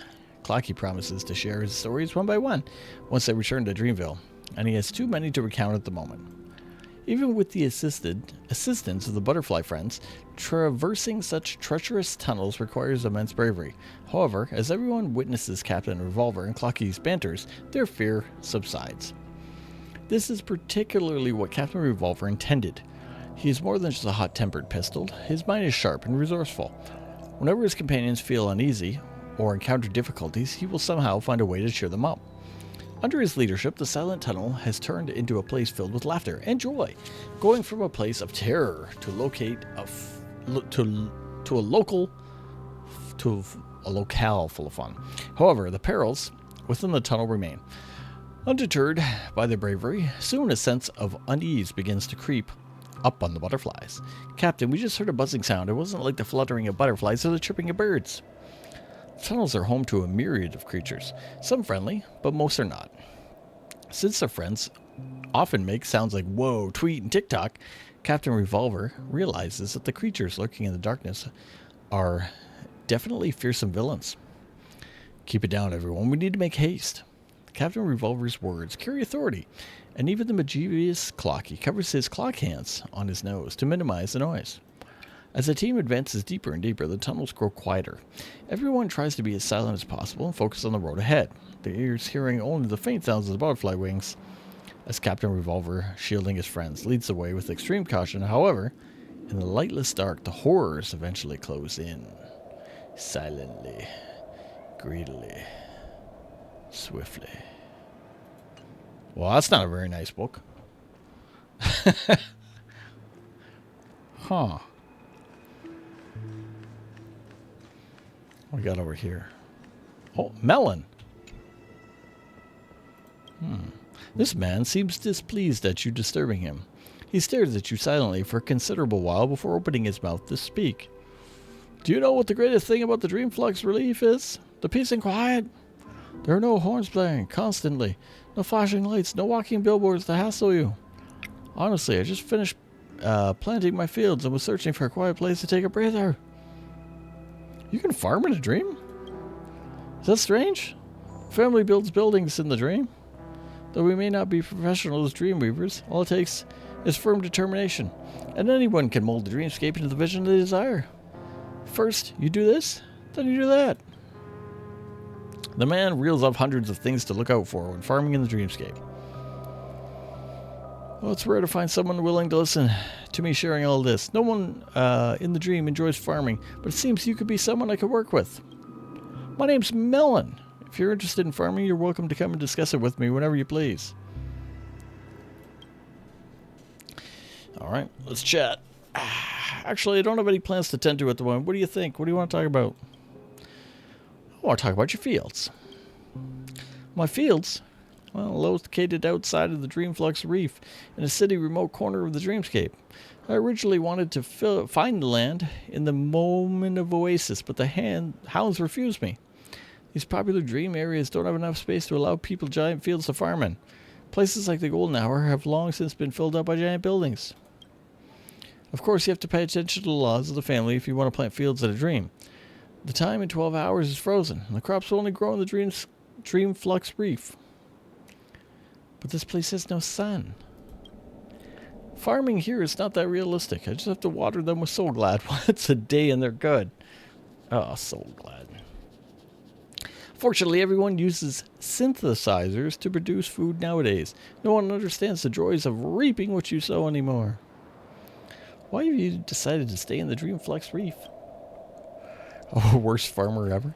I will not hide it from you. In the real world, I am a member of the IPC. I won a ticket to travel to Penacony in the end of the year raffle. Originally, I thought that the Golden Hour that everyone loves so much would be exciting enough for me. What I didn't expect, that it was no different from any other urban planet. Far too urbanized for me. You seem a little off. Don't get me wrong, and I'm an IPC member, so how could I believe that urbanization is a bad thing? However, if even in my travels, destinations offer nothing but the same scenery, I'm going to find it dull. So, I always wanted to go somewhere different. To Pier Point, with the Dreamflux Reef. I guess I half achieved that. I'm very happy to have someone listen to me. We're not done with you. Hey, I got him right.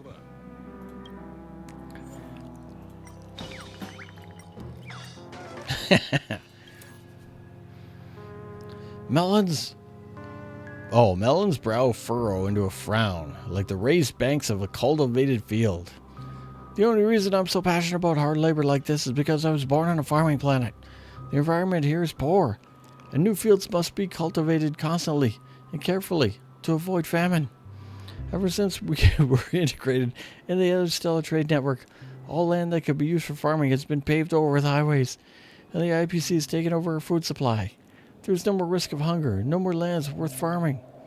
Unfortunately, factories are nowhere near as comforting to work in as the fields. I joined the IPC and traveled in the universe just so I could find a place to live a quiet life. What did I expect? What I did not expect is that so basically every planet is the pan-comic market has been completely developed, and a few remaining areas of untouched land are ecotourism areas with ridiculous prices. It's only inside a dream that I can find a free untouched land. I just want to experience this traditional life. Why should it be so hard? Wow. Farmer madness. Treasure! This is a bird. Is this another bird? That's another stupid bird. Oh, man, Farmville. Okay, we can go that way. Remember that?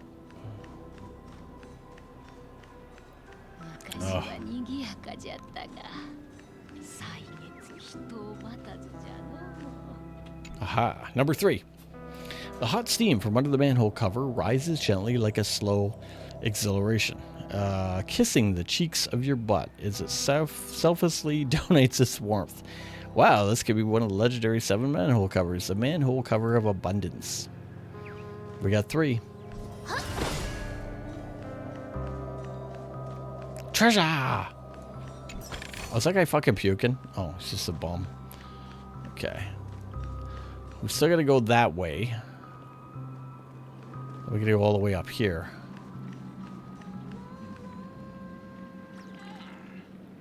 I'm gonna go down here first.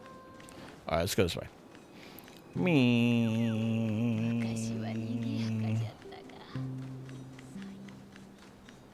Let's start way over here. Let's see what happens. Oh!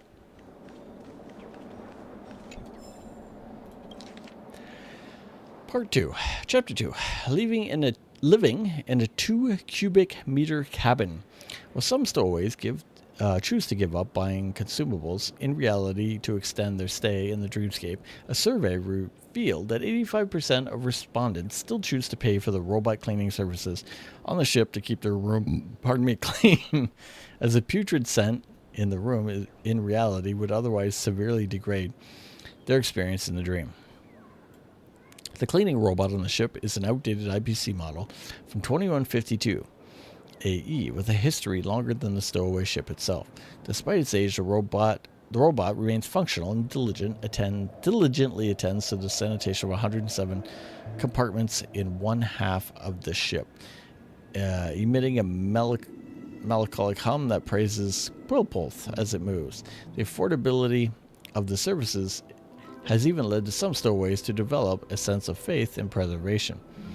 Naturally, it also handles the task of cleaning up deceased tenants or those who could no longer pay. But stowaways have grown accustomed to this. The most popular food amongst stowaways is the instant Vita serum, which solely relies on the IPC shipping routes for transportation. Originally created by the botanical botanist, an intelligent plant from the Sexcal system during the broadcast trade war, like Anchorman? Resources were scarce. The IPC has since acquired the rights for this product. The nutrient fluid has the advantages of affordability and the fact that drinking it probably won't kill you, I guess, and was extensively used during relief efforts in the war. However, it was eventually banned due to its potential safety concerns regarding physiological harm, leading to the closure of the production factory. Merchants that had stockpiled large amounts of the nutrient fluid during the war were forced to leave in disappointment, taking with them enough nutrient fluids that could last 2 planets for 3 amber eras. That was when an affordable life support product emerged. Throughout the cosmos, in certain cosmic segmenta, a bottle of nutrient fluid may be worth less than the excrement of a local creature. Experienced stowaways collect empty cans to sell the alloy to the captain at discounted prices. However, they discreetly keep this knowledge from rookies, as that would lead to receiving hush money from the captain. By the way, does this stuff have a shelf life? Well, drinking it probably won't kill you, I guess. Due to prolonged exposure to low-gravity environments, organic stowaways face additional health risks compared to inorganic ones. Common ailments include osteoporosis and see, I know that word, but I don't know this word. Endocyte disorders. The cost of the daily cabin environmental conditioning, accounting to 10,000 credits a day, remains unaffordable for the majority of stowaways in the face of these challenges. Stowaways who have not had a mental collapse due to the effects of high concentrations of memoria ultimately resort to extensive body modifications to gain some extra hours of sleep each day. Look at me now, bitch. All I need to do is dive into the dreamscape. If only I could never have to wake up. During an interview with a stowaway named Beta Boy, it came to my attention that he only had 1/10 of his head left and an inorganic shell weighing about 29 kilograms. After learning about my identity, he kept cursing the captain for deducing the money earned from selling his organic body parts. He insisted on gifting me the last bottle of his much-cherished nutrient solution, as he can rely solely on subpar batteries for his survival. Well, drinking it probably won't kill you, I guess. While riding this section of the Revere Hotel, an inorganic guest approached me and requested the bottle of nutrient solution. He then invited me to his miniature garden, where he poured the nutrient solution on one of the flowers, causing it to come to life and greet me.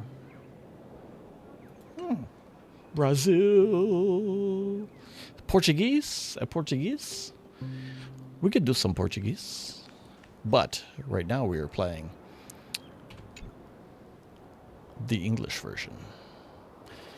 The steam from under the manhole cover is united in song. Each water molecule is sharing their joy, hand in hand.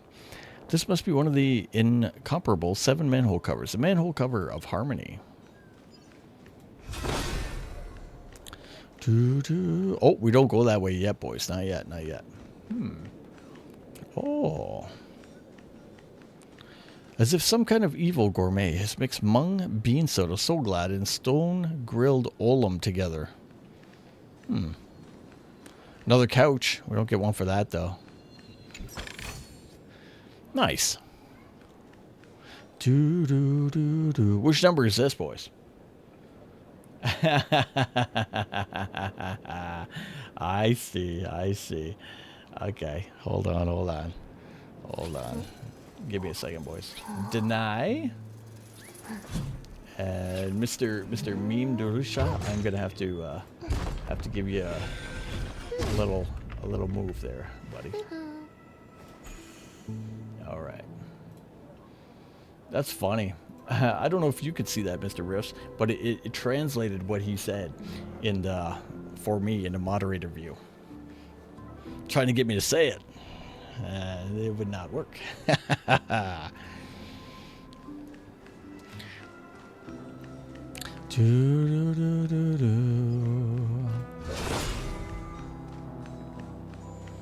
Tricks of the trade, eh? Who's screaming? That guy? Toy Merchant Kirk. Doesn't translate it? Yeah, well, that's funny. It did for me. I'll show it to you later. You can guess what he said. All right. Oh, familiar face. Are you here to take care of my business or for a chat? Good question. A very profound one. To Penacony, I am a stateless stowaway. To my home planet, I am LOV-E3, mass production model 3451. To the residents of Dreamflux Reef, I am Kirk.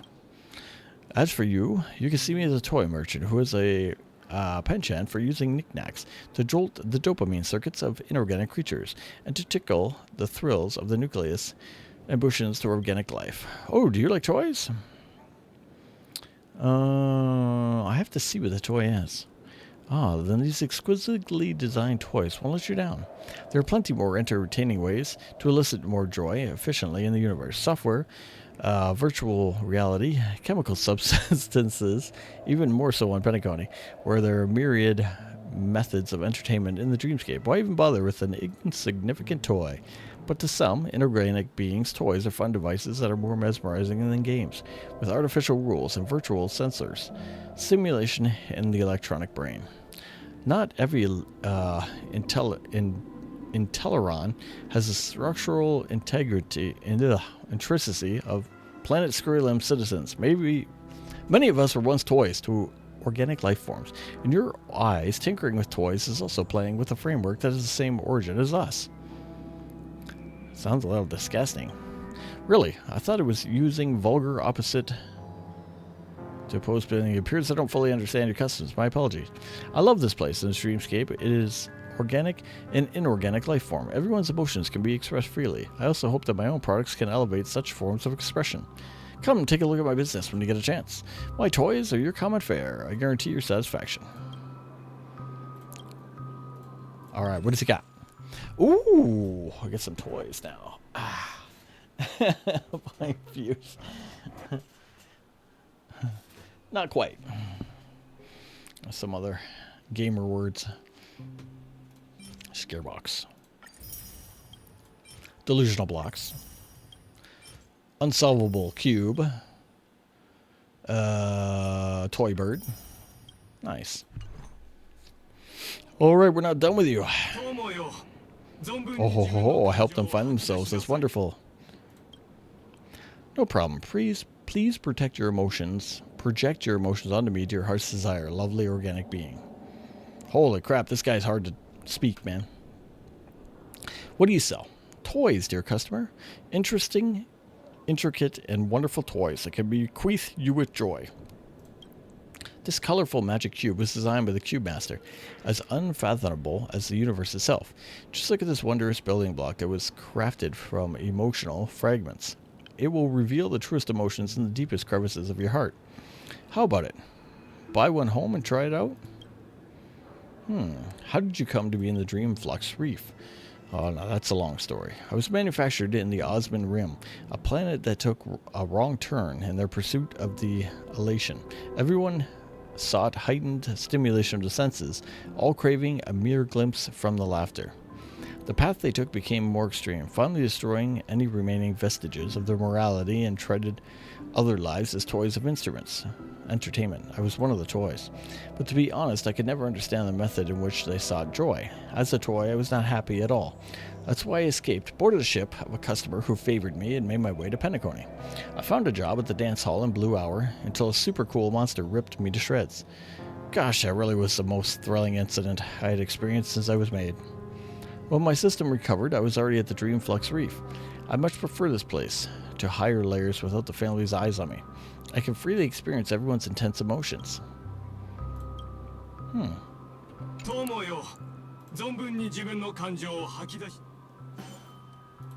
Let's make him mad. Oh, look at those children who have lost their freedom. In a dreamscape that promotes happiness, yet unworthy to enjoy their own, I must help them. Customer, you must have seen those suffering Sweet Dream Troop members in the dreamscape, no?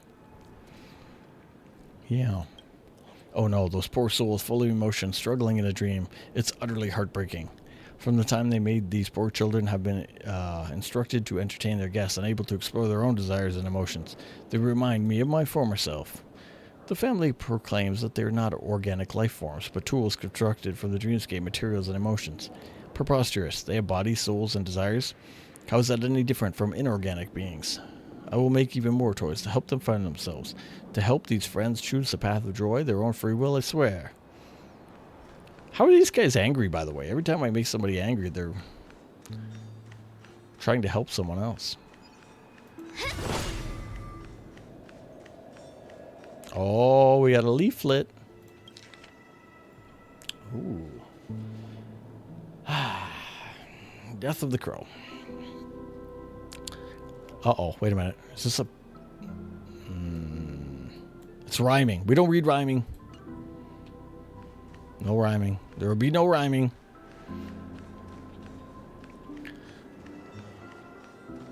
What if that was a clue to the bird? But it doesn't matter, because it rhymes. We won't rhyme. Hey, it's a clocky window. The shopkeeper overheard some faint voices asking him to change the channel so that they could watch Clocky in the Origami Bird Adventures. Of course, the grumpy shopkeeper wouldn't allow this. He was trying to make a sale. What were these kids doing here, causing him trouble? So the children sat in front of the store window and watched all 6 parts of Clocky until they became adults. Okay, I did this one, right? Yeah, that's the old lady. Okay. We're over here now, boys.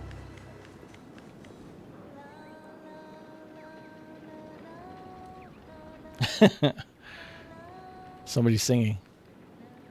Hey, that's a ripoff of Robin. All right, let's talk to Grace. Birds are born with no shackles. Then what fetters my fate? This line should be sung gently, like stars, slowly lighting up the night sky, or like a ship slowly setting sail from a moonlit harbor. Under the gentle tone of her humming, the familiar melody seems to take on a whole new meaning. As she notices your arrival, she smiles and nods her head to greet you. She's not talking anymore. I'm doing that. All right. What is it you were singing? She wasn't singing. That lady is. Are you a singer? Blown away the white petals. All right. Start at the beginning. What were you singing? It's a famous piece by Robin, a singer known across the cosmos. If I can stop one heart from breaking. Ever since I retired, I have taught children here to sing. I was just preparing a lesson. Children from all over Azdan star system use dream devices to gather here when they get time, though they may never have opportunities to receive musical education in the real world. They can sing freely as they please here in a dream. If I Can Stop One Heart from Beating is a very popular song with the children. Recently they have been practicing and focusing on every word and syllable in the hopes that one day the real world they will get to hear their beautiful voices. Can I join too? Of course, knowledge should flow freely in the dreamscape. Everyone should have the right to occupy their opportunity to receive education. The dreamscape may be virtual, but this space has given us opportunity to traverse distance and come together. Even a bird with crippled wings has the potential to fly in a dream. I'll always be watching over them, so that may one day they see this day. Alright, here we go. Okay, here we go. Why do you want to help these children? If you mean where did this idea first originate from, I would say it was likely from when I first came to Astana star system. It was the first time I saw the materialization of a dream. The mysterious Synthesia dreamscape connected people from different spaces together to create all sorts of wonders. Regrettably, the Synthesia dreamscape quickly transformed into a dream of indulgence and luxury. It was then that I thought how amazing it would be if everyone was able to gather in a virtual space to share their knowledge and skills. After I retired, I was finally able to make use of the dreamscape's function and provide musical education to impoverished children in the real world. What does the dreamscape mean to you? The dreamscape for me is a supplement to the real world. In the real world, I lost my ability to move because of a traffic accident, but in the dream, I am able to traverse vast distances to be with these children. However, everything that we do in a dream world is to enrich ourselves in reality. We prepare ourselves in the dream that we may fly higher in the real world. Tell me of your troubles along the way.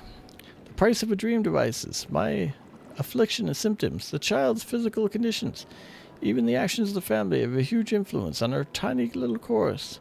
Unfortunately, thanks to everyone's help, these challenges did not bring us down. There may be even greater challenges in the future, but I firmly believe that as long as we don't give up, we will be able to make it through safely. We're not done. Give me your brain.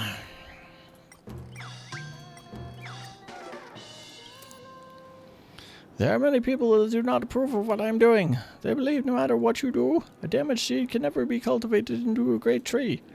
While I understand their pessimistic outlooks, I don't understand why they would attack a child's self-confidence in front of them like that. I had a child who worked really hard to gather her courage and sing out loud, yet people laughed at her and told her she was terrible. I have not seen her again since she left. From the very beginning, my aspiration was not for them to grow into what others see as vast towering trees. It was for them to be able to enjoy life as a normal person. That when they were happy or sad, they would be able to think of music and think of those moments full of hope.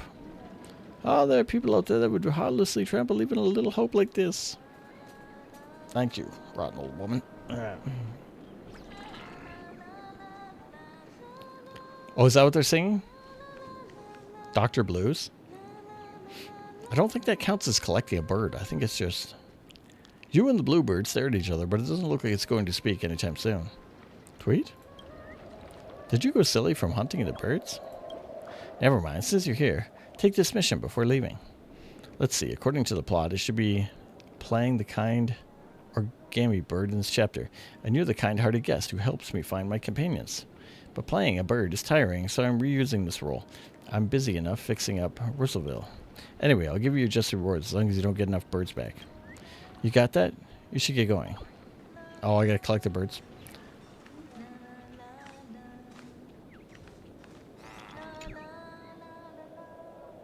Hey, I'm a different person. Pizza!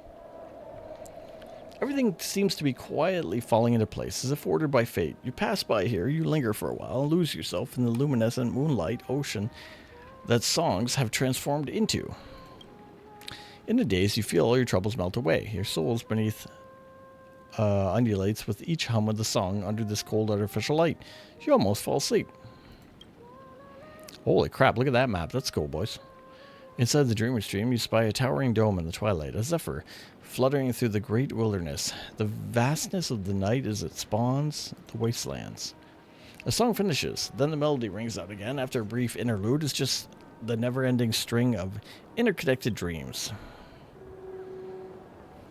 Cool. There's another bird. Oh my god, how big is this place?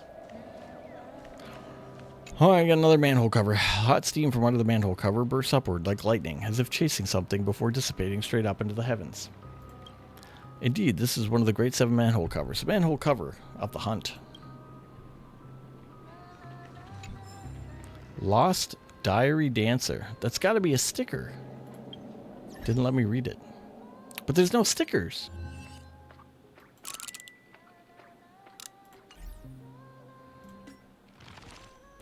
Definitely wasn't one of these, right?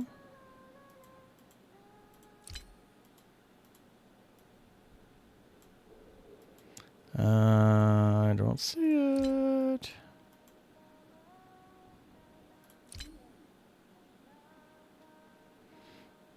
Lost Diary Dancer. It would show as new. What the hell am I picking up? I don't even know.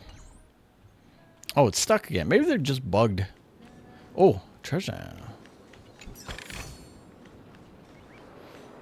Oh. Should they be worried about the cracked sky?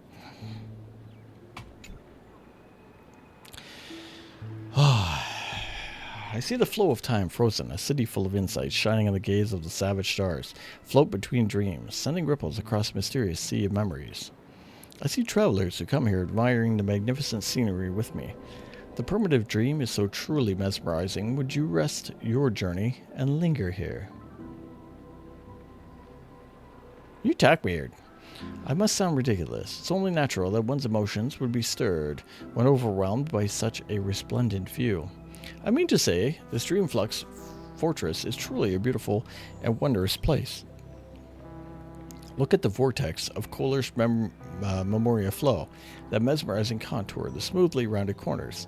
These two similar worlds cast reflections on each other, floating starlight shining like gilded radiance. The primitive dreamscape was filled with enchanting contradictions, peace amidst precarious predicaments, life beneath desolate destruction, freedom between the crevices of adversity. This place is like a rough stone and can suppress my own imagination. How about to sculpt it into a fine jade, to connect plain words into an exquisite poem? Here we go. What do? I'm a dream weaver, hired by the Nightingale family. Or at least I am in name. I was once a sculptor roaming the stars and helped the family complete a Chord Master Salute statue. Okay, wait a minute. I was once a sculptor roaming the stars and helped the family complete a Chord Master statue, subsequently becoming their honored guest and invited to the family as a result. After receiving the Nightingale's cordial invitation, I came to Penacony with my friends and embarked on a dream-weaving career. It's just that to me, the grand dream eventually. Apologies, I've spoken too much. Do not mind me. Why have you decided to stay in the Dream Flux Reef? I came to this place because of a horrific accident and pinned my ideals and dream on this place. I hope to build this place in the image of my ideals. This place reminds me of my home. It is a barren planet with boundless golden sand, vibrant oases, and flames that do not extinguish. But on the primitive, savage planet, bountiful life prevails. It is inclusive of all freedoms, where everyone's heart brims with romantic desire, just like Dream's Flux Reef. In my grand ambition, a dreamscape should be as such, or life is free to blossom into beautiful fruit, into a sanctuary regaled in poems, and I will spare no effort in achieving this. I know it won't be easy, and the path ahead will be arduous and long, that it cannot be built with theories and knowledge alone, but I'm willing to spend my life to achieve this, to witness its growth. Alright. But what do you say when you're angry?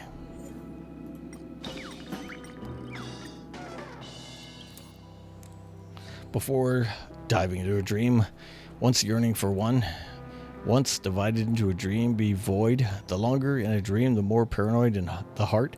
The deeper in a dream, the more draining the body. I dream of musicians seated atop floating pavilions, lofty and smug. I dream of seekers caught in shackles of desire, reveling in worldly wants. I dream of moans blurred in syrup, Buried in syrup, mirrored and foul, a dream of barred hearts dying in their mortal shells, despicable and a dream of prosperous flourish, lights, radiance, insanity, and chaos spawned in shadow, a dream of suffering souls, emasculated and sick, the dreams healing in pain and death, and so I wake up in a start. Eternal happiness was never born of here, fleeting joy so alluring to the heart. Scintillating stars struggling to flee solitary doom, the sacred harmony long lost in the catropy. In this dream, how does one sleep soundly? The radiant stars faded, the rainbow saturated. Soft whisper and honeyed words, bitter poison sweeter than nectarine, treasures and gems wrapped in satin. And so if I wake up in a start, the dreamer drowning in his own dream, never seeing the light of daybreak. I don't fucking understand a word of that. Okay.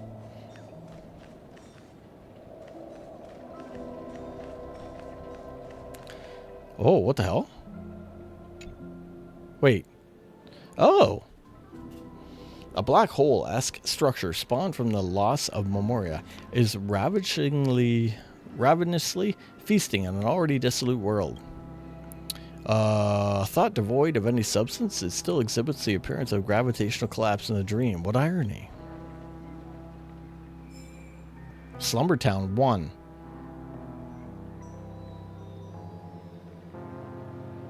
Slumbertown 1.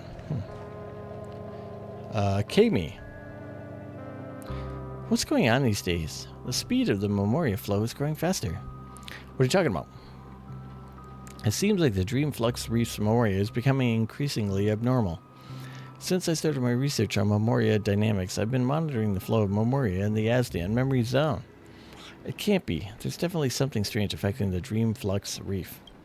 Please excuse me, I need to continue on my observation. Are you up for the old chat? Of course you are. Who are you? I'm a scholar from the Paperfold University specializing in Memoria dynamics.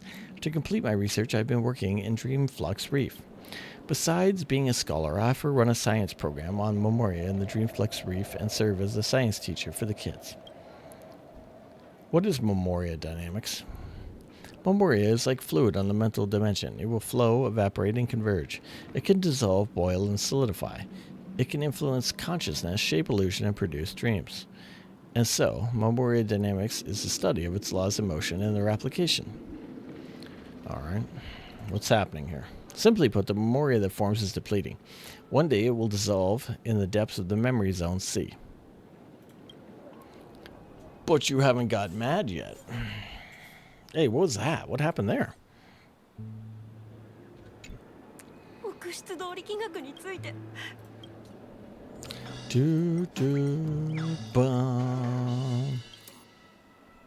There was a woman who pioneered the scientific study of Memoria movements. She was the watchmaker's companion and selflessly dedicated herself to the dream during the years of disaster, leaving behind numerous precious manuscripts, yet she passed away without any recognition. At the Paperfold University, her name isn't even mentioned in the Memoria Dynamics textbook. Instead, it was replaced by the so-called academic authorities. She could not defend herself, but this is no excuse for their usurpation of her works. Because I had enough of the bad behavior of those so-called authorities, I came to Dream Flux Reef in search of her footsteps. Evil plagiarists, you cannot fool everyone.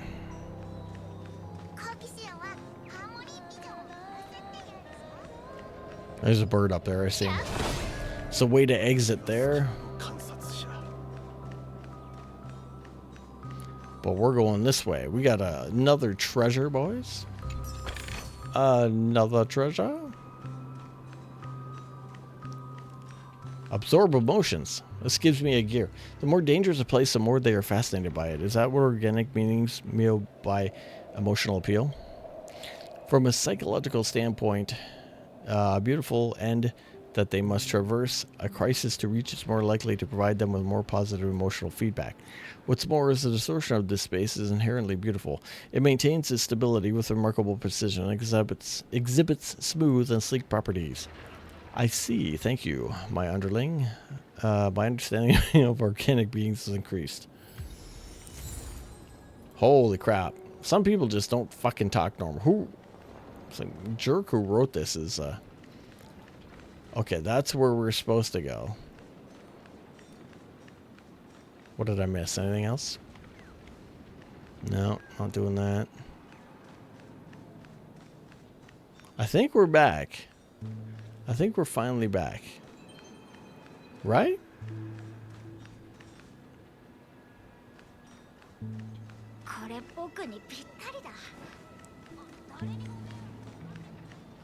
I could sneak around here, though.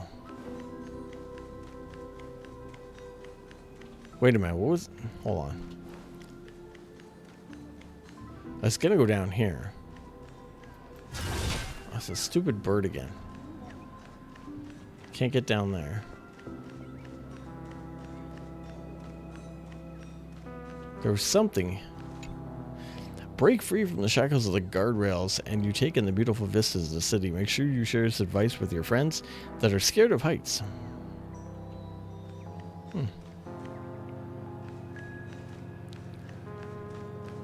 It lets me go past him? Oh my god. What time is it? Holy cow. This is a big fucking read fest. Ugh. We got two different people here, I think. Yeah, there's somebody there. There's somebody there. The main guy's up there.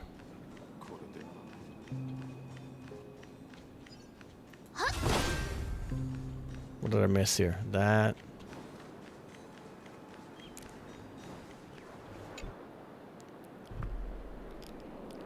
Some people say that Dreams of Glory overly idolize the role that the family played in history and that many of the storylines are completely fabricated. Of course, it's just a small number of people, very small.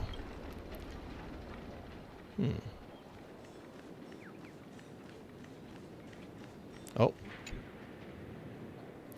Though the streets are crowded and the world has so much to see, you are not the only one. Couples always post a phrase like this when they take pictures here. Mr. Billboard, who is still single, can't help but turn up his nose at the words. Oh, there's another vile clock. Evil clock, boys. Oh, we gotta read it all at once. We gotta go through the game. We gotta get all the lore. Somebody wrote all this crap. We gotta read it. Or he will have wasted his life in the game building design team. TikTok fool, stop looking around. I'm talking to you.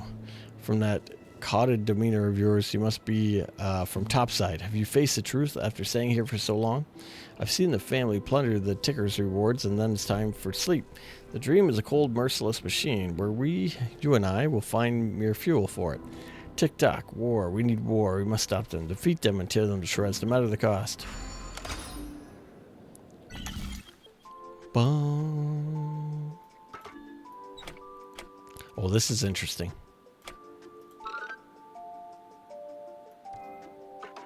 Huh? Huh?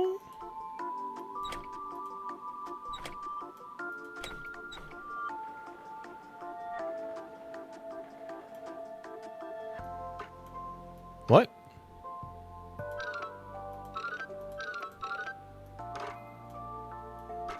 Huh? Oh. Aha. Really? You just walk. Oh, he's gonna go over here. Oh, man. Oh, okay. Oh. Right? Yeah.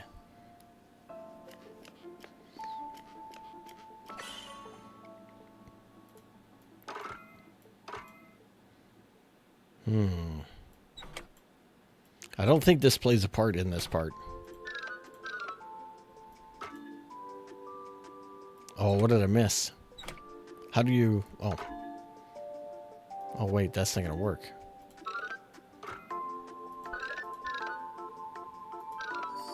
Oh, there we go.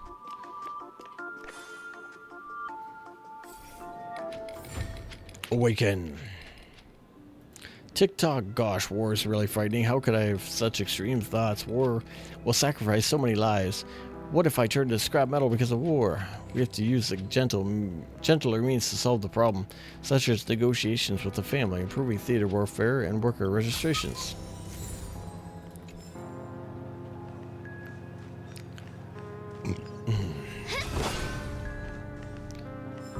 Oh, we got 2 more people. We got third person. There's a third guy we got to talk to.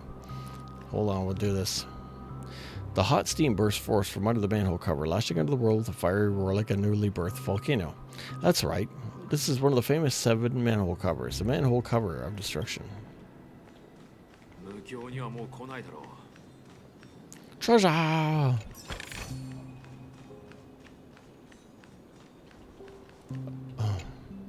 All of these televisions have broken from age, except the one that's still playing an episode of Clocky that was aired years ago on repeat.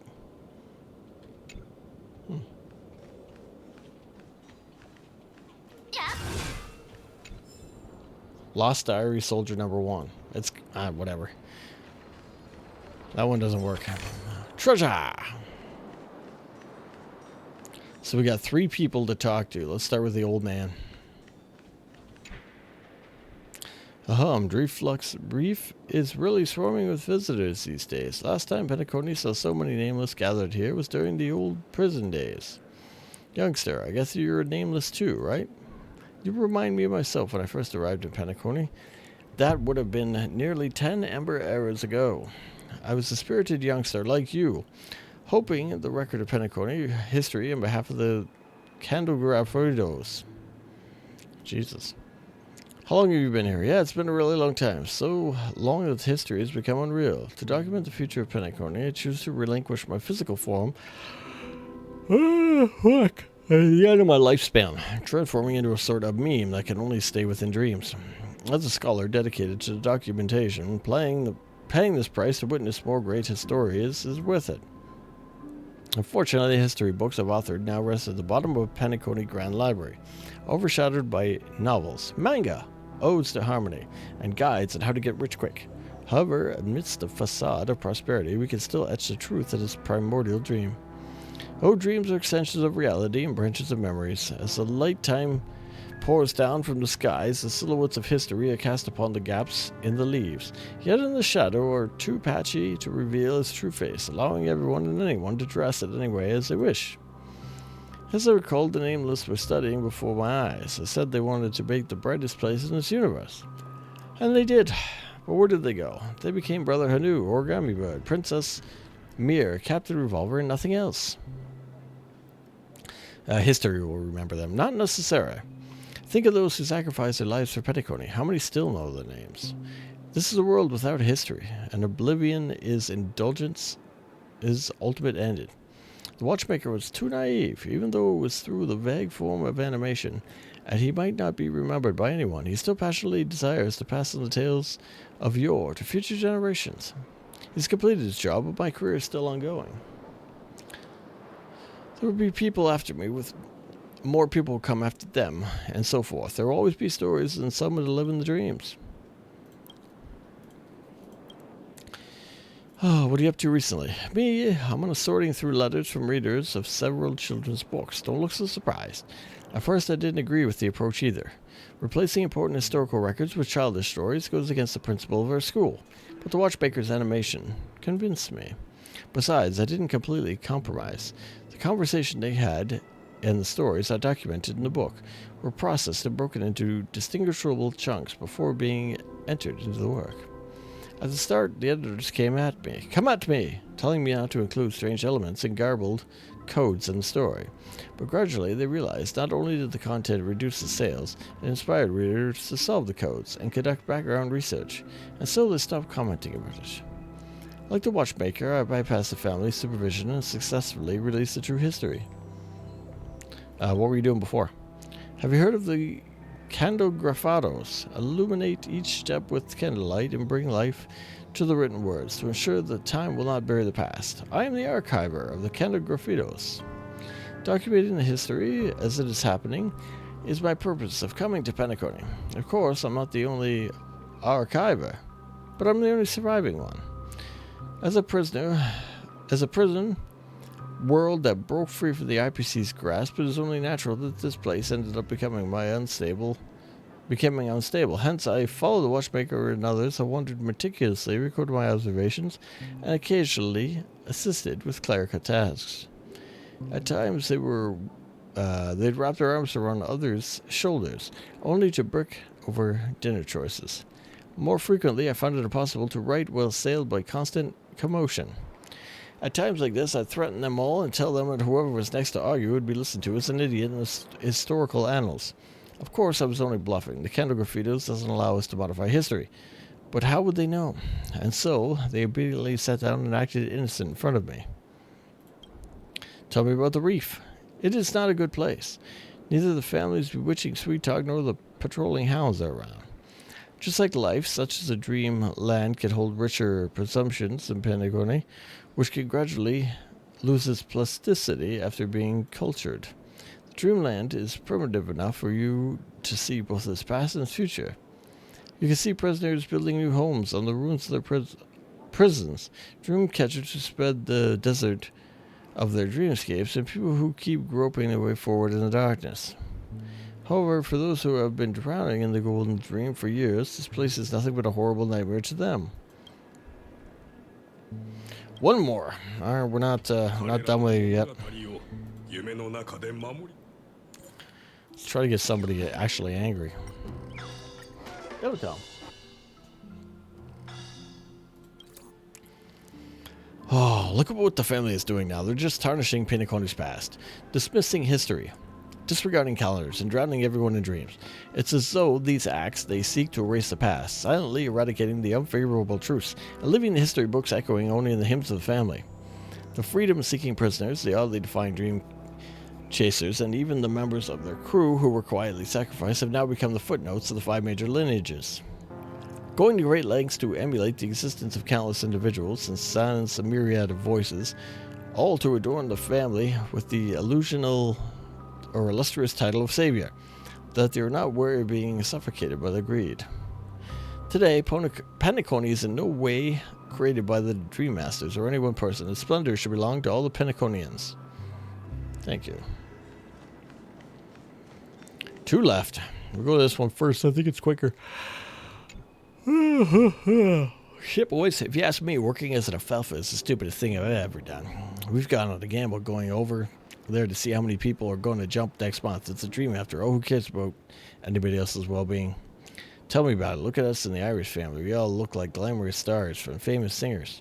But how many of us can actually become big stars? No one cares about us supporting roles of the attendants of the canteen. Yeah, life here is more way comfortable. Call me. Calm gear.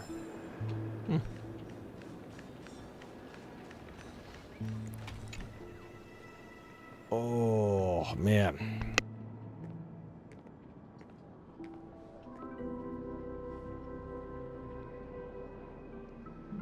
All right. Hello, I'm Guard Vader. How may I assist you? Another unfamiliar face. How do I address you? Trailblazer, baseballer. Just a nameless one passing by. You're not the first one here. Anyway, welcome to the Dreamflux Reef as a guest. This is the birthplace of Clocky. It is a forlorn dream of bygone days and a place where glorious eras saw its curtain fall. Do you see the statue of Clocky when you go into the elevator? It's an ironic landmark of the Dreamflux Reef and has also witnessed the rise and fall of the Dreamflux Reef. If you're a fan of Clocky, don't forget to take a picture with it. I don't know who Clocky is. What a pity. Let me remind you of some of his classic cartoons next time, and I'm sure you'll love his adorable character. Clocky's cartoon has lasted to this day, and it's no longer just a movie and television series. It carries the change of times, the shifts of history, as well as the spirit of the dreamscapes. Mr. Watchmaker may not have admitted it, but I like to believe Clocky's stories are his own. In other words, they are stories of us Penaconians. In addition to my job as a guard, I've been collecting items related to the creation of Clocky, hoping to build a museum for Clocky in the future. However, I cannot find the most important item, the original artwork of Clocky. Dear traveler, you must be exploring more places than me. Let me know if you ever heard of any relevant news, please. Let me know. What do I get in return? I have a large collection of Clocky figurines. Find the item and you can take your pick. Pardon me, it looks like I've held you up long enough with conversations. I won't take up any more of your time. Have fun. Before you leave, let's cheer for Dreamville. Not just yet. Is your work so very relaxing? Honestly, this is voluntary work. The Dreamflux Reef isn't the sweet dreams Here, you can come and go as you please. As long as you don't cause nasty incidents, you can do whatever you want. Besides, there aren't many residents now, so it's my job naturally. It becomes easier. If you hadn't dropped in here to chat with me today, I'd probably be engaged in a game of chess with a group of elderly folks. What's the reason for liking Clocky? Well, this is embarrassing, but when I was a child, my parents used to leave me alone at home. They were terrifying statues displayed in the cold room with creepy birds chirping.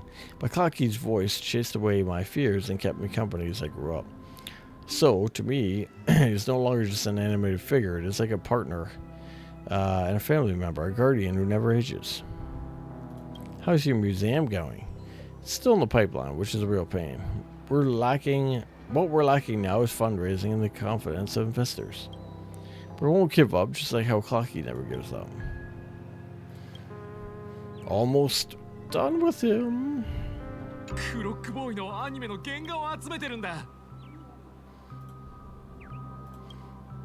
Boom, boom, boom. Clocky is a shared cultural asset of all dreamscapes. It's not a personal property.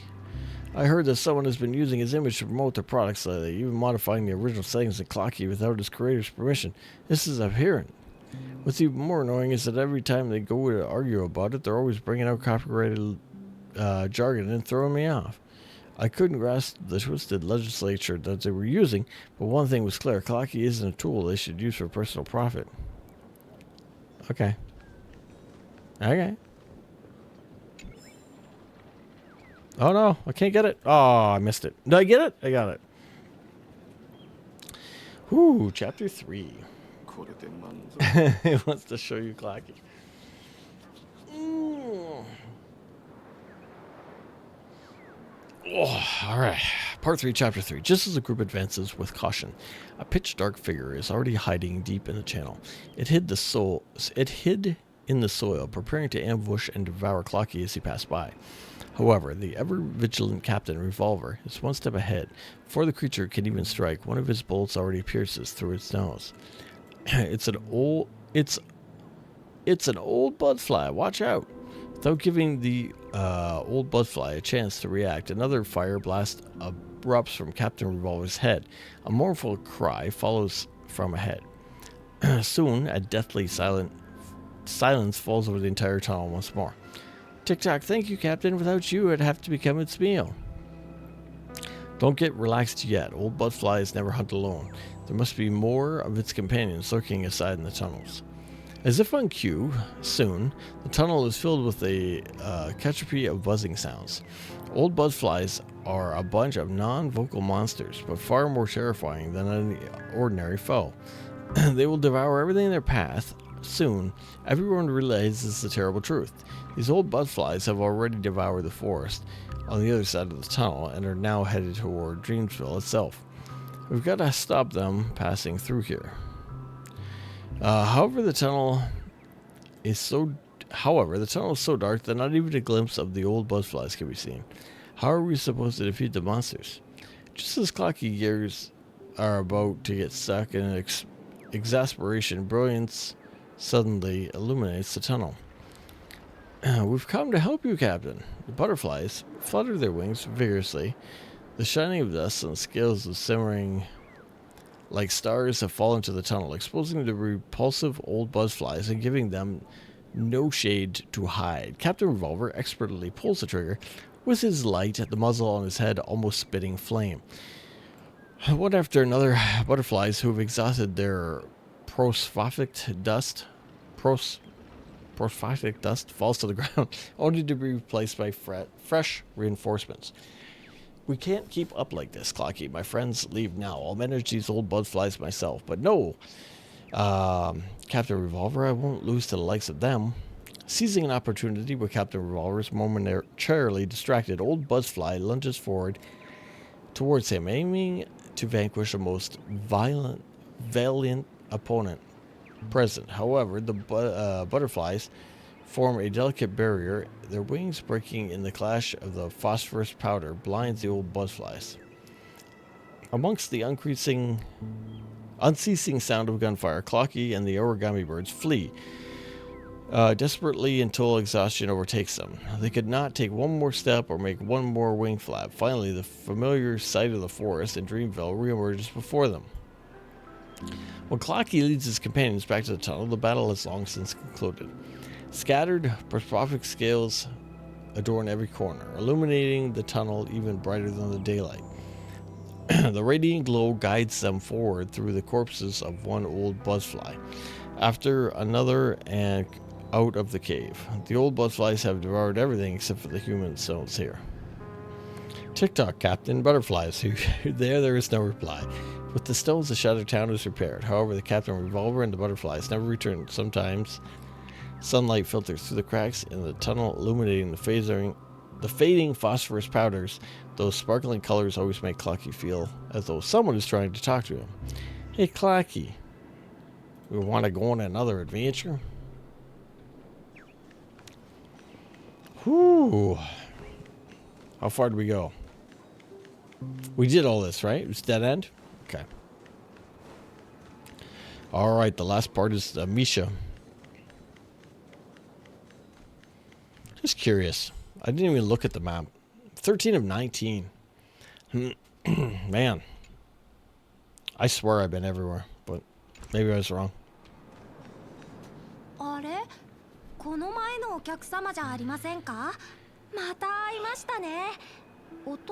Here's a guest from before. We meet again.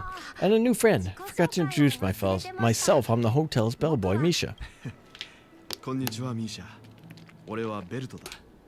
Hello, Misha. I'm Welt. We met in a dream. And who might this be? Wow. TikTok, old friend and new friend. Let's high five. Mr. Yang, you can see him? Your memory's on me. No, Clocky is a good friend of mine. We all live here. How did you two get here? The Dreamscape isn't supposed to be open to the public. I wonder if there's something to do with Sleepy. So this is your home. Yeah, after work in the beautiful Dreamlands, I go back home. Commuting used to be more convenient, but ever since travel became cumbersome, Sleepy started ferrying people back and forth between the two dreamscapes. This Sleepy, can you describe what he looked like? Sleepy is a memory zone meme, looks fierce and has many eyes, but he's actually really well behaved. Gallagher's been taking care of it. Gallagher again. Based on the description, that meme is indisputably death.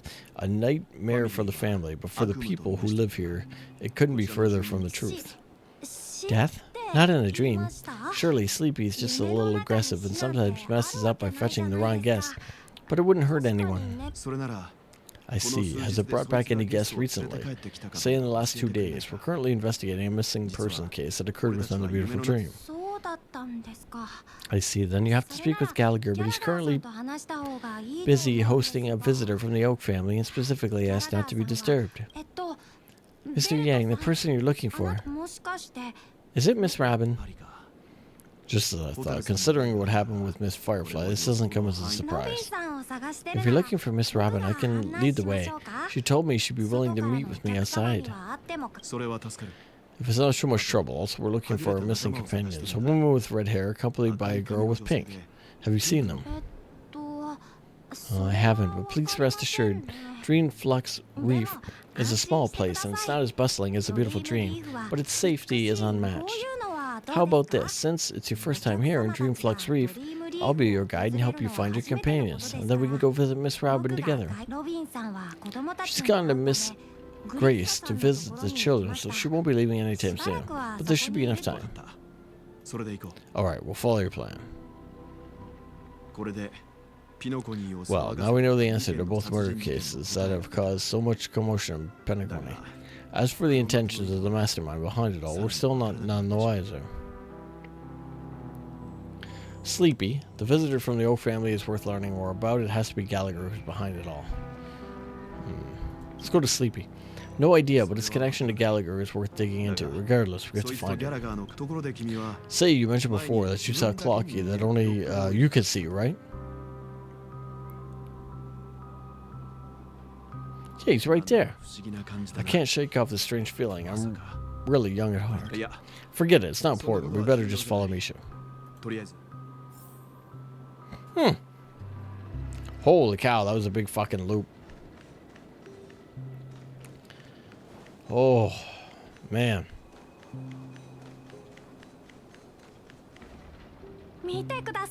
Everyone look, from here you can see the most spectacular view of the Dream Flux Reef. A black hole. No, an acceleration disk formed from consolidated memoria. Was Dream Flux Reef built on such unstable memoria? Oh, so Mr. Yang is also versed in memoria dynamics. I was just trying to figure out how to explain this huge hole to everyone, but I guess you guys have a lot in common with Miss Kiyomi.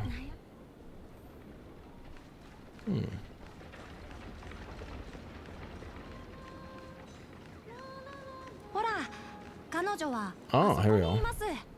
Misha, here she is. We talked to her already.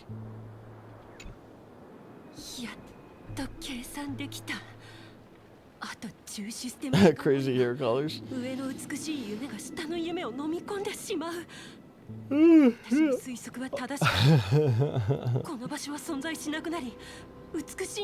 My calculations are finally done. In another 10 system hours, the above dream will swallow the dream below.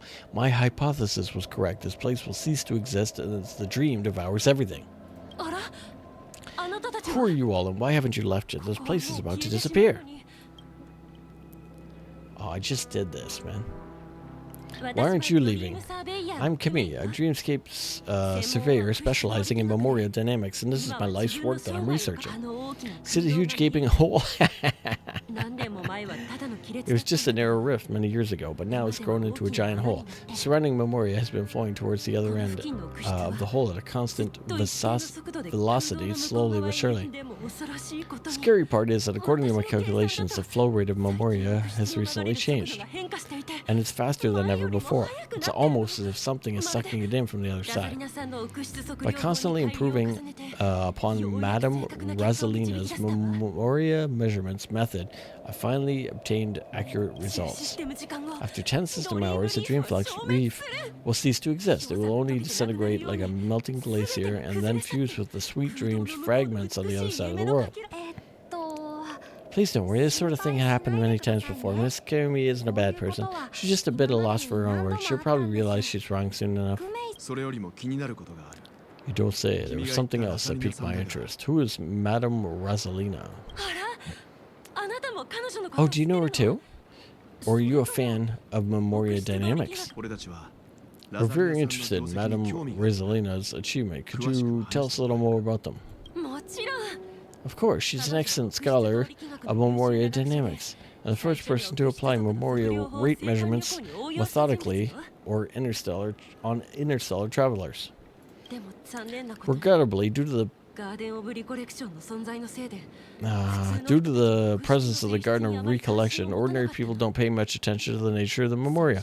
She departed this world without much fame, leaving only a few journals behind. I came to Penacony to learn more about my idol, and went to great lengths to seek out Dreamflux Reef, all because this is her final resting place.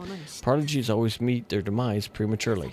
If only Madame Rosalina had more time, she wouldn't discover a new way to reverse the flow of the memoria. I felt it. The source is in the golden hour.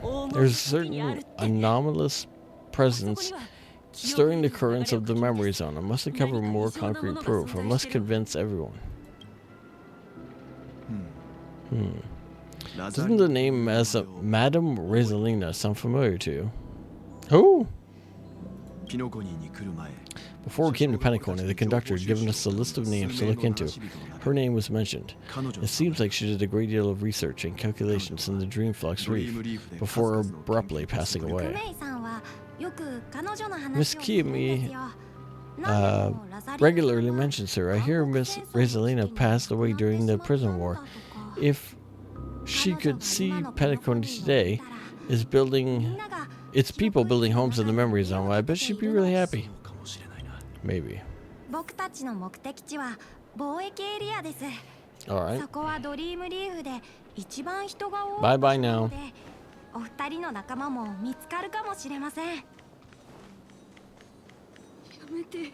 Oh, is that smart? Am I trying? Oh, this is brutal. Ghost is a ghost, don't come near me. I'm human, and so are you. Can you get a grip? Oh, there you are. I've been waiting for you to. Quickly, come help. I bumped into a member of the family on the way here, but he was so scared I just wanted to calm him down, but... Let me go. Let me go. I'm only good in my life. What can I do after death? Well, this is how it turned out.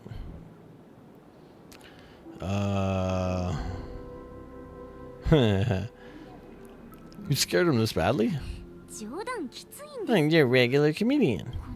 He thinks he's dead, although when I first fell in, I also thought the same. Dear guests, this is not the afterlife. This is the Dream Flux Reef. So. That's right. Did you hear that? Repeat after me. Dream Flux Reef.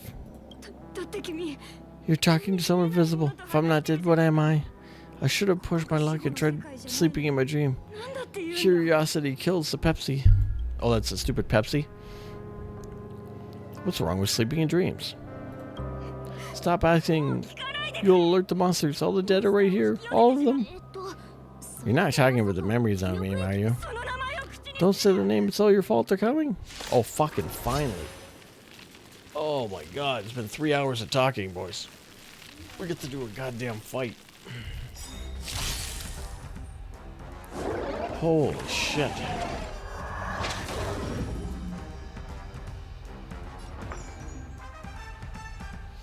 Okay. Oh my god, I don't even recognize the characters or what game I'm playing. God. I understand putting some lore in a game, but... And you could play the way of, hey, we don't care, we skip it all. But that's no fun. Guy wrote it, there's a reason for it. To help fill out the story, but it's like, man, a little fucking too much.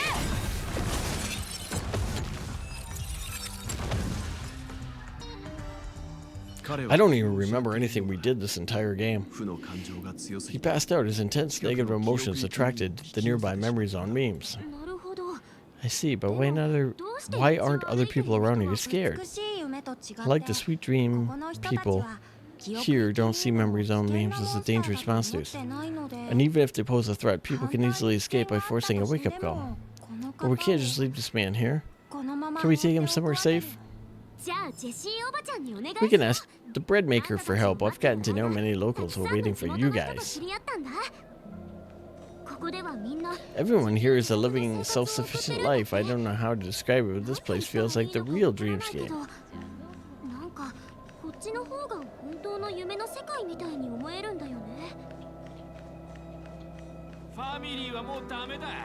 Boom, boom, boom. I think I've been everywhere. Oh yeah. Might as well get it done. Evening, Jessie. Was it evening? Welcome, Miss March. Who might these be? These are my friends. As for the man lying on the ground, he's a scaredy cat who fainted from fright. I see. Another poor guy who accidentally ended up here. I'll take care of him. There have been a lot of new faces lately. Things must be tough in the beautiful dream. The few remaining havens of freedom in Ascendia will soon face trouble. Do such things happen often? No, but they're becoming more frequent now. Guess it's one of the signs of Sweet Dream's collapse. The man had quite the shock. Could you help me find a Hollow Vein Lady, March? Her songs can heal mental wounds. Hollow Vein Lady? That must be Robin. She's also here, in Dreamflux Reef. Huh? Robin, but I thought she... Oh, right. If Firefly is here too, safe and sound, that means Robin must be fine too. Misha's about to take us to find her. Find out what happened, but before that, let's meet up with Himiko. You were with her earlier, right? We met some stowaways in the residential area. Most of them came from the neighboring star systems. I heard a place like Dreamflux Reef are scattered throughout the memory zone of Ascenda. Or Astena, like islands in the ocean. They existed before the family arrived. I also heard that when Dreamflux Reef took shape, it was the center of all dreamscapes in Pentagony. It is true. It is no wonder there's so many similar faces between this place and Sweet Dreams. Himiko must be gathering information. Let's hurry and get going. Holy shit.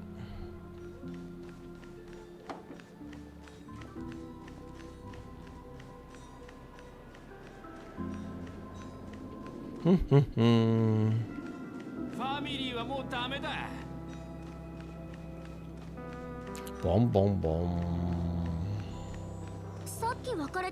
This is where we split up. She can't be too far away.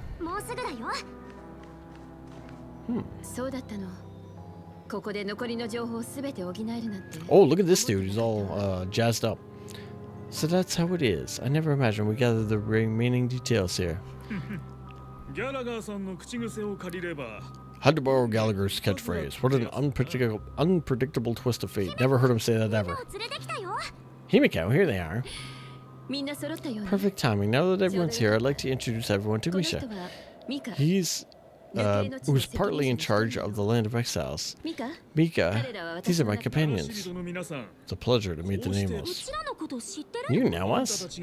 I've been keeping an eye on you since the day you arrived in Penacony. We would have met under more appropriate circumstances if Dream Flux Reef hadn't been isolated from the 12 dreamscapes. Please allow me to formally introduce myself. I'm Mika, the Gravekeeper of Dream Flux Reef.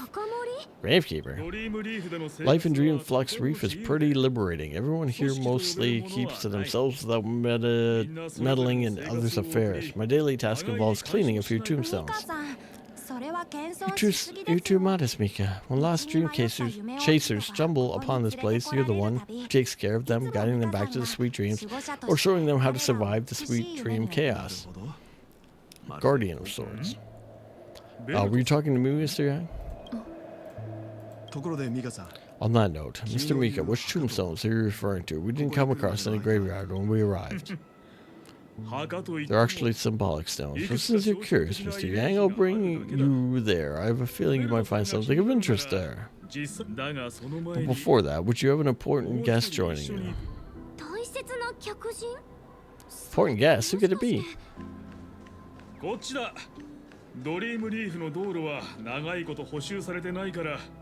Oh, we got a dead end there. Get another cover here. I don't care who is on the other side of this pipe. Their taste is questionable. What pipe? Here?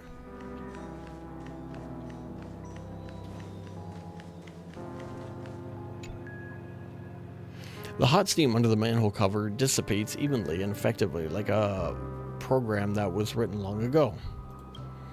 You can be certain that this is one of the 7 manhole covers from the story. This is a manhole cover of Urgerun.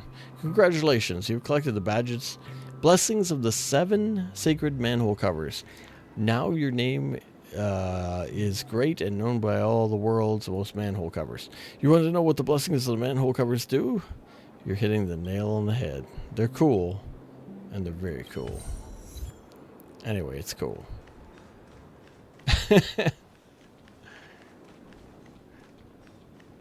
That's awesome. Was worth it. Okay. The heck are we gonna go now?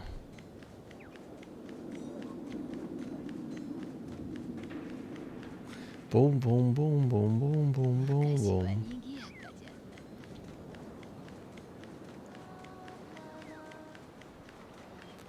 How close are we here?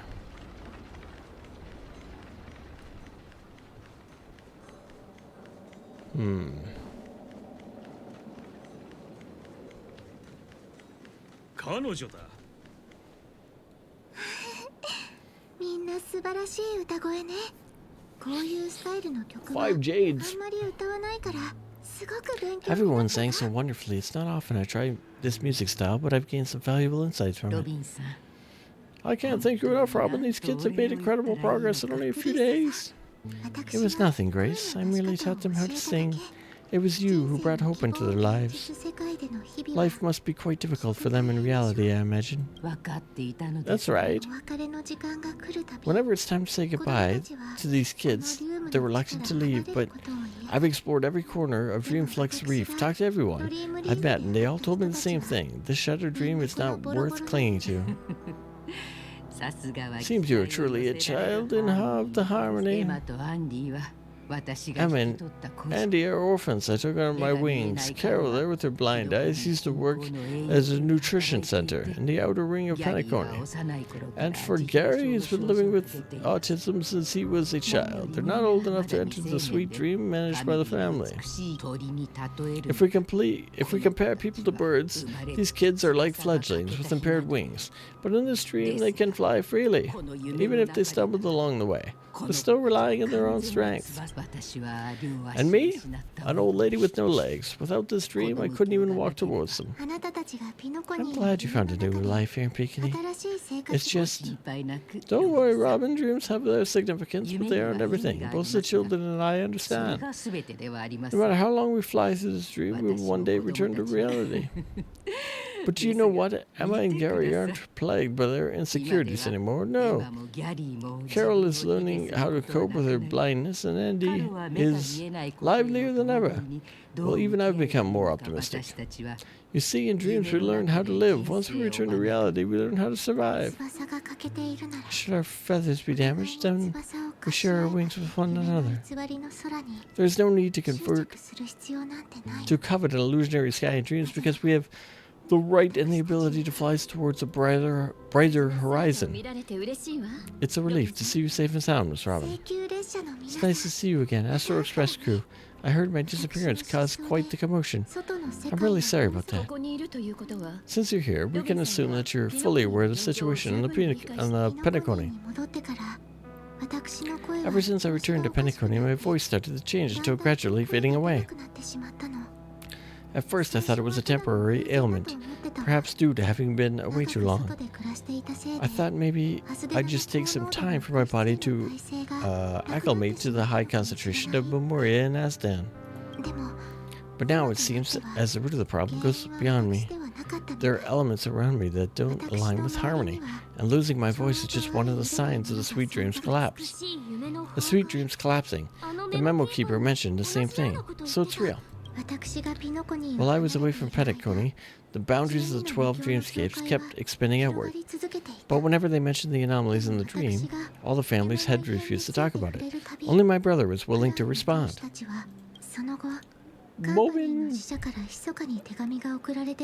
Later, I discovered the secret letters from the IPC ambassador, which further convinced me that there are hidden secrets beneath the surface of Penacony. So following the clues, in the Oak family's dossiers, I found a way here. The land of the exiles, concealed by the family under their guise of death, a dream within a dream where Penacony's past is buried. Hearing you speak, it sounds as if your voice is made somewhere of a recovery. I hate to admit it, but the harmony in this place resonates more broadly than within sweet dreams. It's regrettable, but the family has experienced betrayal. The traitor of traitors abandoned their original principles, and using the name of harmony, exploited people's weakness to turn Penacony into the planet of festivities. This is not the strong defending the weak, but rather the strong exploiting the weak. A world without equality will never be favored by the harmony. And naturally, those voiced blessed by them have lost the ability to sing. Could be another force influencing the family shift in philosophy, Miss Robin. Considering what has happened with Ashran, it's difficult to conceive of another entity with the realm of the harmony capable of influencing everyone unless the power suppressing that of the emulator is involved. I've heard about what happens to the Jiangsu Alliance. As far as I'm aware, the family hasn't faced any external inventions. Who knows, perhaps it's just been away too long and missed something. Regardless, I can not accept my home is moving towards the very opposite of what harmony represents, while still claiming to uphold it. I must uncover the reason why Mikhail cut ties with the family, and who exactly was it that betrayed us all? Do you remember our arrangement, Mr. Mika? Well, here's my answer. I've decided to forgo my role and never step foot in Charmony Festival stage again. 11 hours till Charmony Festival relief party.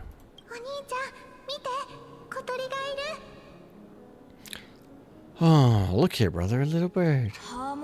Looks like a fledgling ceremony dove. But ceremony doves don't live here. How did this little bird get here? Maybe its parents abandoned it. Looks weak and frail. Why don't we find something soft to make a nest for it? This place is too dangerous for a fledgling. Let's take it with us. We can put it on a wooden shelf in front of the window. Alright, a bird like that must have a beautiful singing voice.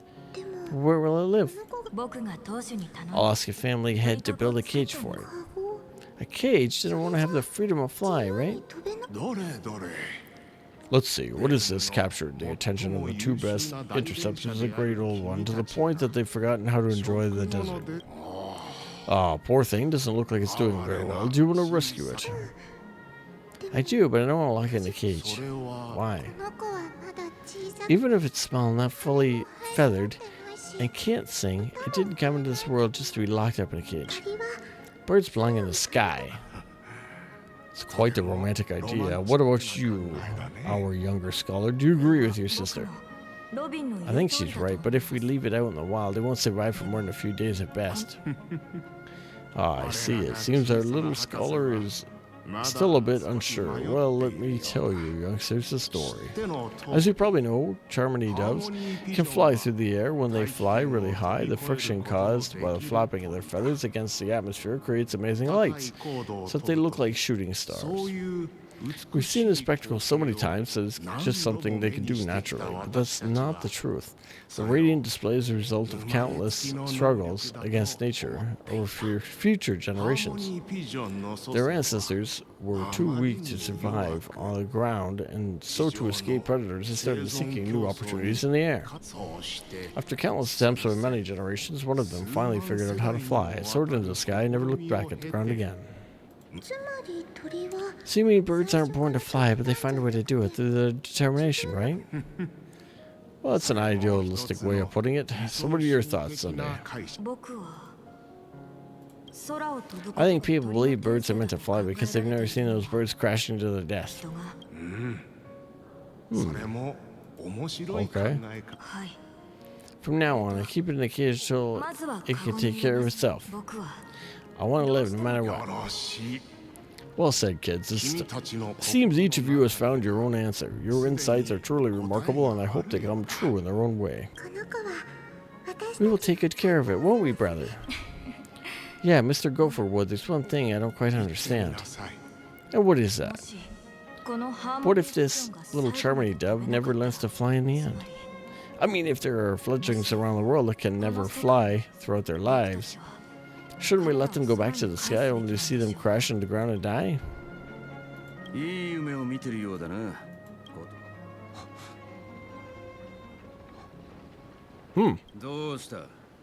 Oh, Sunday. Oh, I didn't even notice. We're back to the original pairing here. Oh. Gallagher, you look a little unsteady. Need a hand? I'm still alive. Happy about that? Where's Robin? Tell me now. I knew that was going to be the first thing you'd ask. Don't worry, your sister's here, safe and sound. She's probably walking around the streets right now. If I were you, I'd be more worried about myself. After all, right in front of you is the guy who stabbed you in the chest with a dagger. Oh, okay. That's what he did. If you wanted to kill me, you wouldn't give me the chance to speak. Just tell me your demands, lackey of the watchmaker. So you figured out who I am, eh? No wonder you had the guts to go against the dream catchers and the Ford families. Looks like I made the right choice. Choice. You were aware of my plan to see through fictionality. Time is running out. Let's drop the charades. I say we cooperate. Cooperate? What makes you think I'll cooperate with you? The fact that famous Robin is towards on my side, plus some clues about a traitor, and a bright future for Penacony. Any of that catch your interest? I find it hard to believe a man who's so full of deception. Fine. You don't have to trust me. What you should trust is the sense of justice inside of you. Show me Robin first. Alright, I see which here she is. Oh, it's fucking Firefly. That's not Robin. What is your trick this time? Just kidding. I mean, this lady will lead us to Robin. And the crew, too. There are too many people who owe you an explanation. That'd be great. Please follow me, Honorable Oak.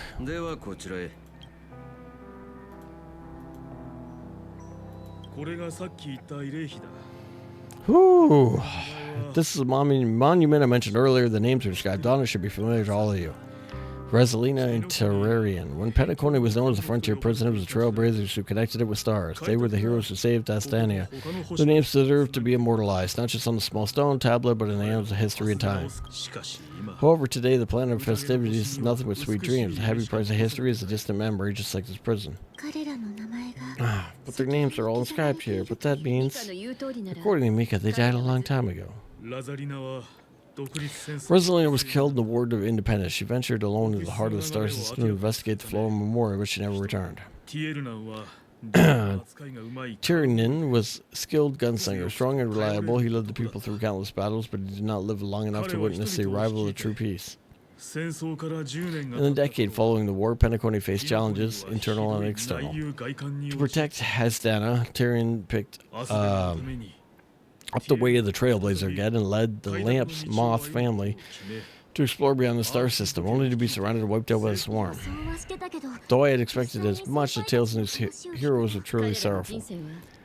True to the title of the trail, they spent lives venturing into the unknown. But what about the tablet? There are no names carved on it. When Dreamflux Reef was created, its owner, still alive, happily insisted on erecting a monument for himself, saying it won't happen. Here we meet again, everyone from the Astro Express. Holy fuck, okay. That's enough of this, I'm almost blind. Whew. Alright. Well, let's wrap that up for today. That was interesting. The level design was really big. Basically, making it a non-stop conversation from the beginning till now for 3+ hours. There are things you could, if you were a general MMO player and you just wanted to, or gacha player, and you just wanted to get through the story, you didn't care about the story, and you just wanted to get the next part of the game, you could skip some of that. But it's in there for a reason. They put it all in there, and maybe a little way too much, but put it in there to give you the idea of what's going on and what you're learning or what you're coming across in the game.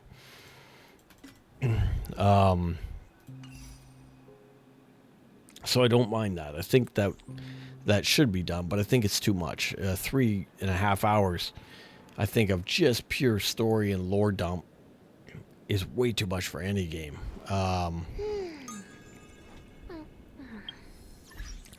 You could, and I might. I mean, we had to get through it to get here anyway, right? And,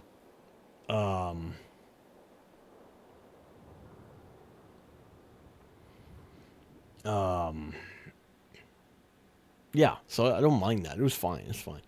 But what we could do is continue from the last VOD into something after this. Like, I wouldn't even keep this. This is useless.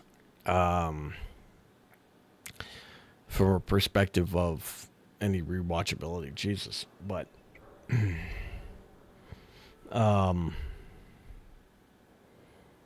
yeah, I don't know. It depends where it picks up now. It looks like we're at a breaking point where we pick up and go to the next part of the game. Anyway, I am dead tired. Holy shit, that took it out of me. Oh, fuck. Let's pick up next time. After this, and we'll see where we go. Maybe we get some fights. Maybe we do something different. The stream before this was really fun. This one was not. And I was kind of thinking, okay, we'll do, some of the side quests, but oh my god, if it's going to be this, I don't think we can do it. I don't know. We'll see. We got to reassess.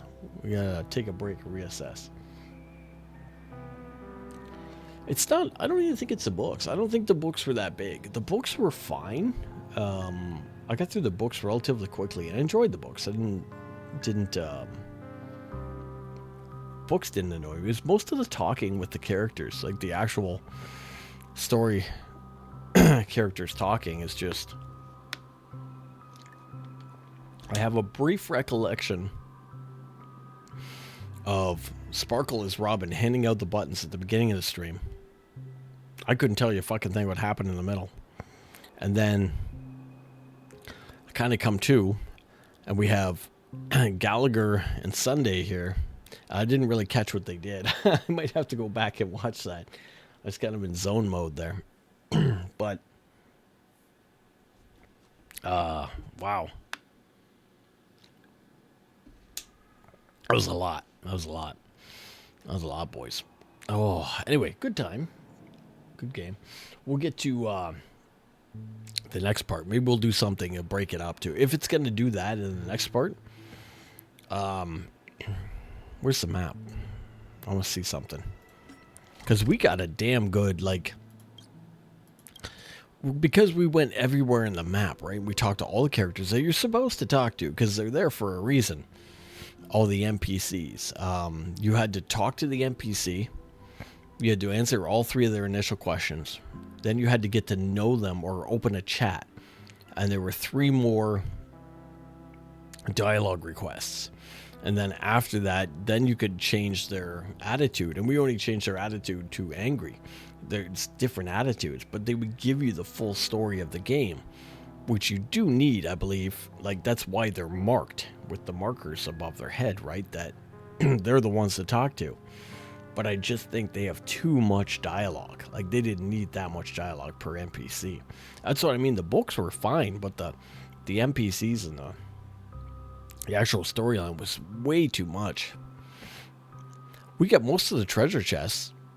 I can't believe we're missing some, because we were diligently all over the map, but 'tis what 'tis. Oh, picking up more soon. Yeah, well, I'm sure it does. And then that's what I mean. We'll go right into it. Ignore this, and we'll go into, back into the fun. And this stuff. I get a lore dump. Every game has a lore dump, but this is like a mega lore dump. Like, holy shit, man. Oh, there's a lot of stuff. Did we get any H8s and all? I was not paying attention. Did we get, oh, we did. We got a bunch.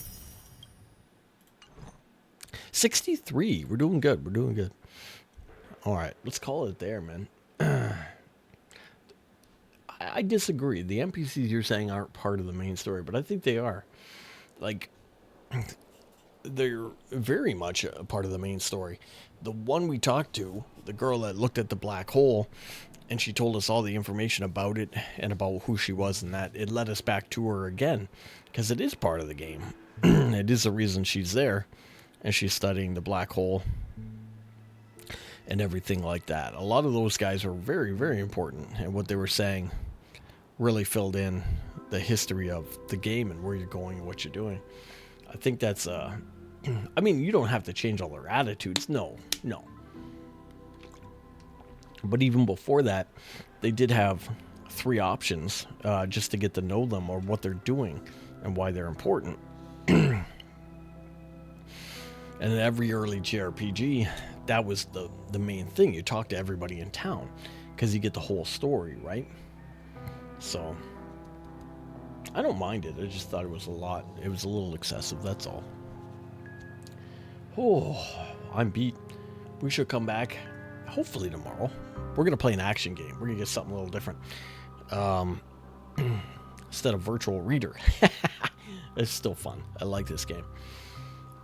And I can't wait till we can pull for characters, too. That's more... I like pulling for characters. That's a good time. All right, boys. Let's call this out. See ya.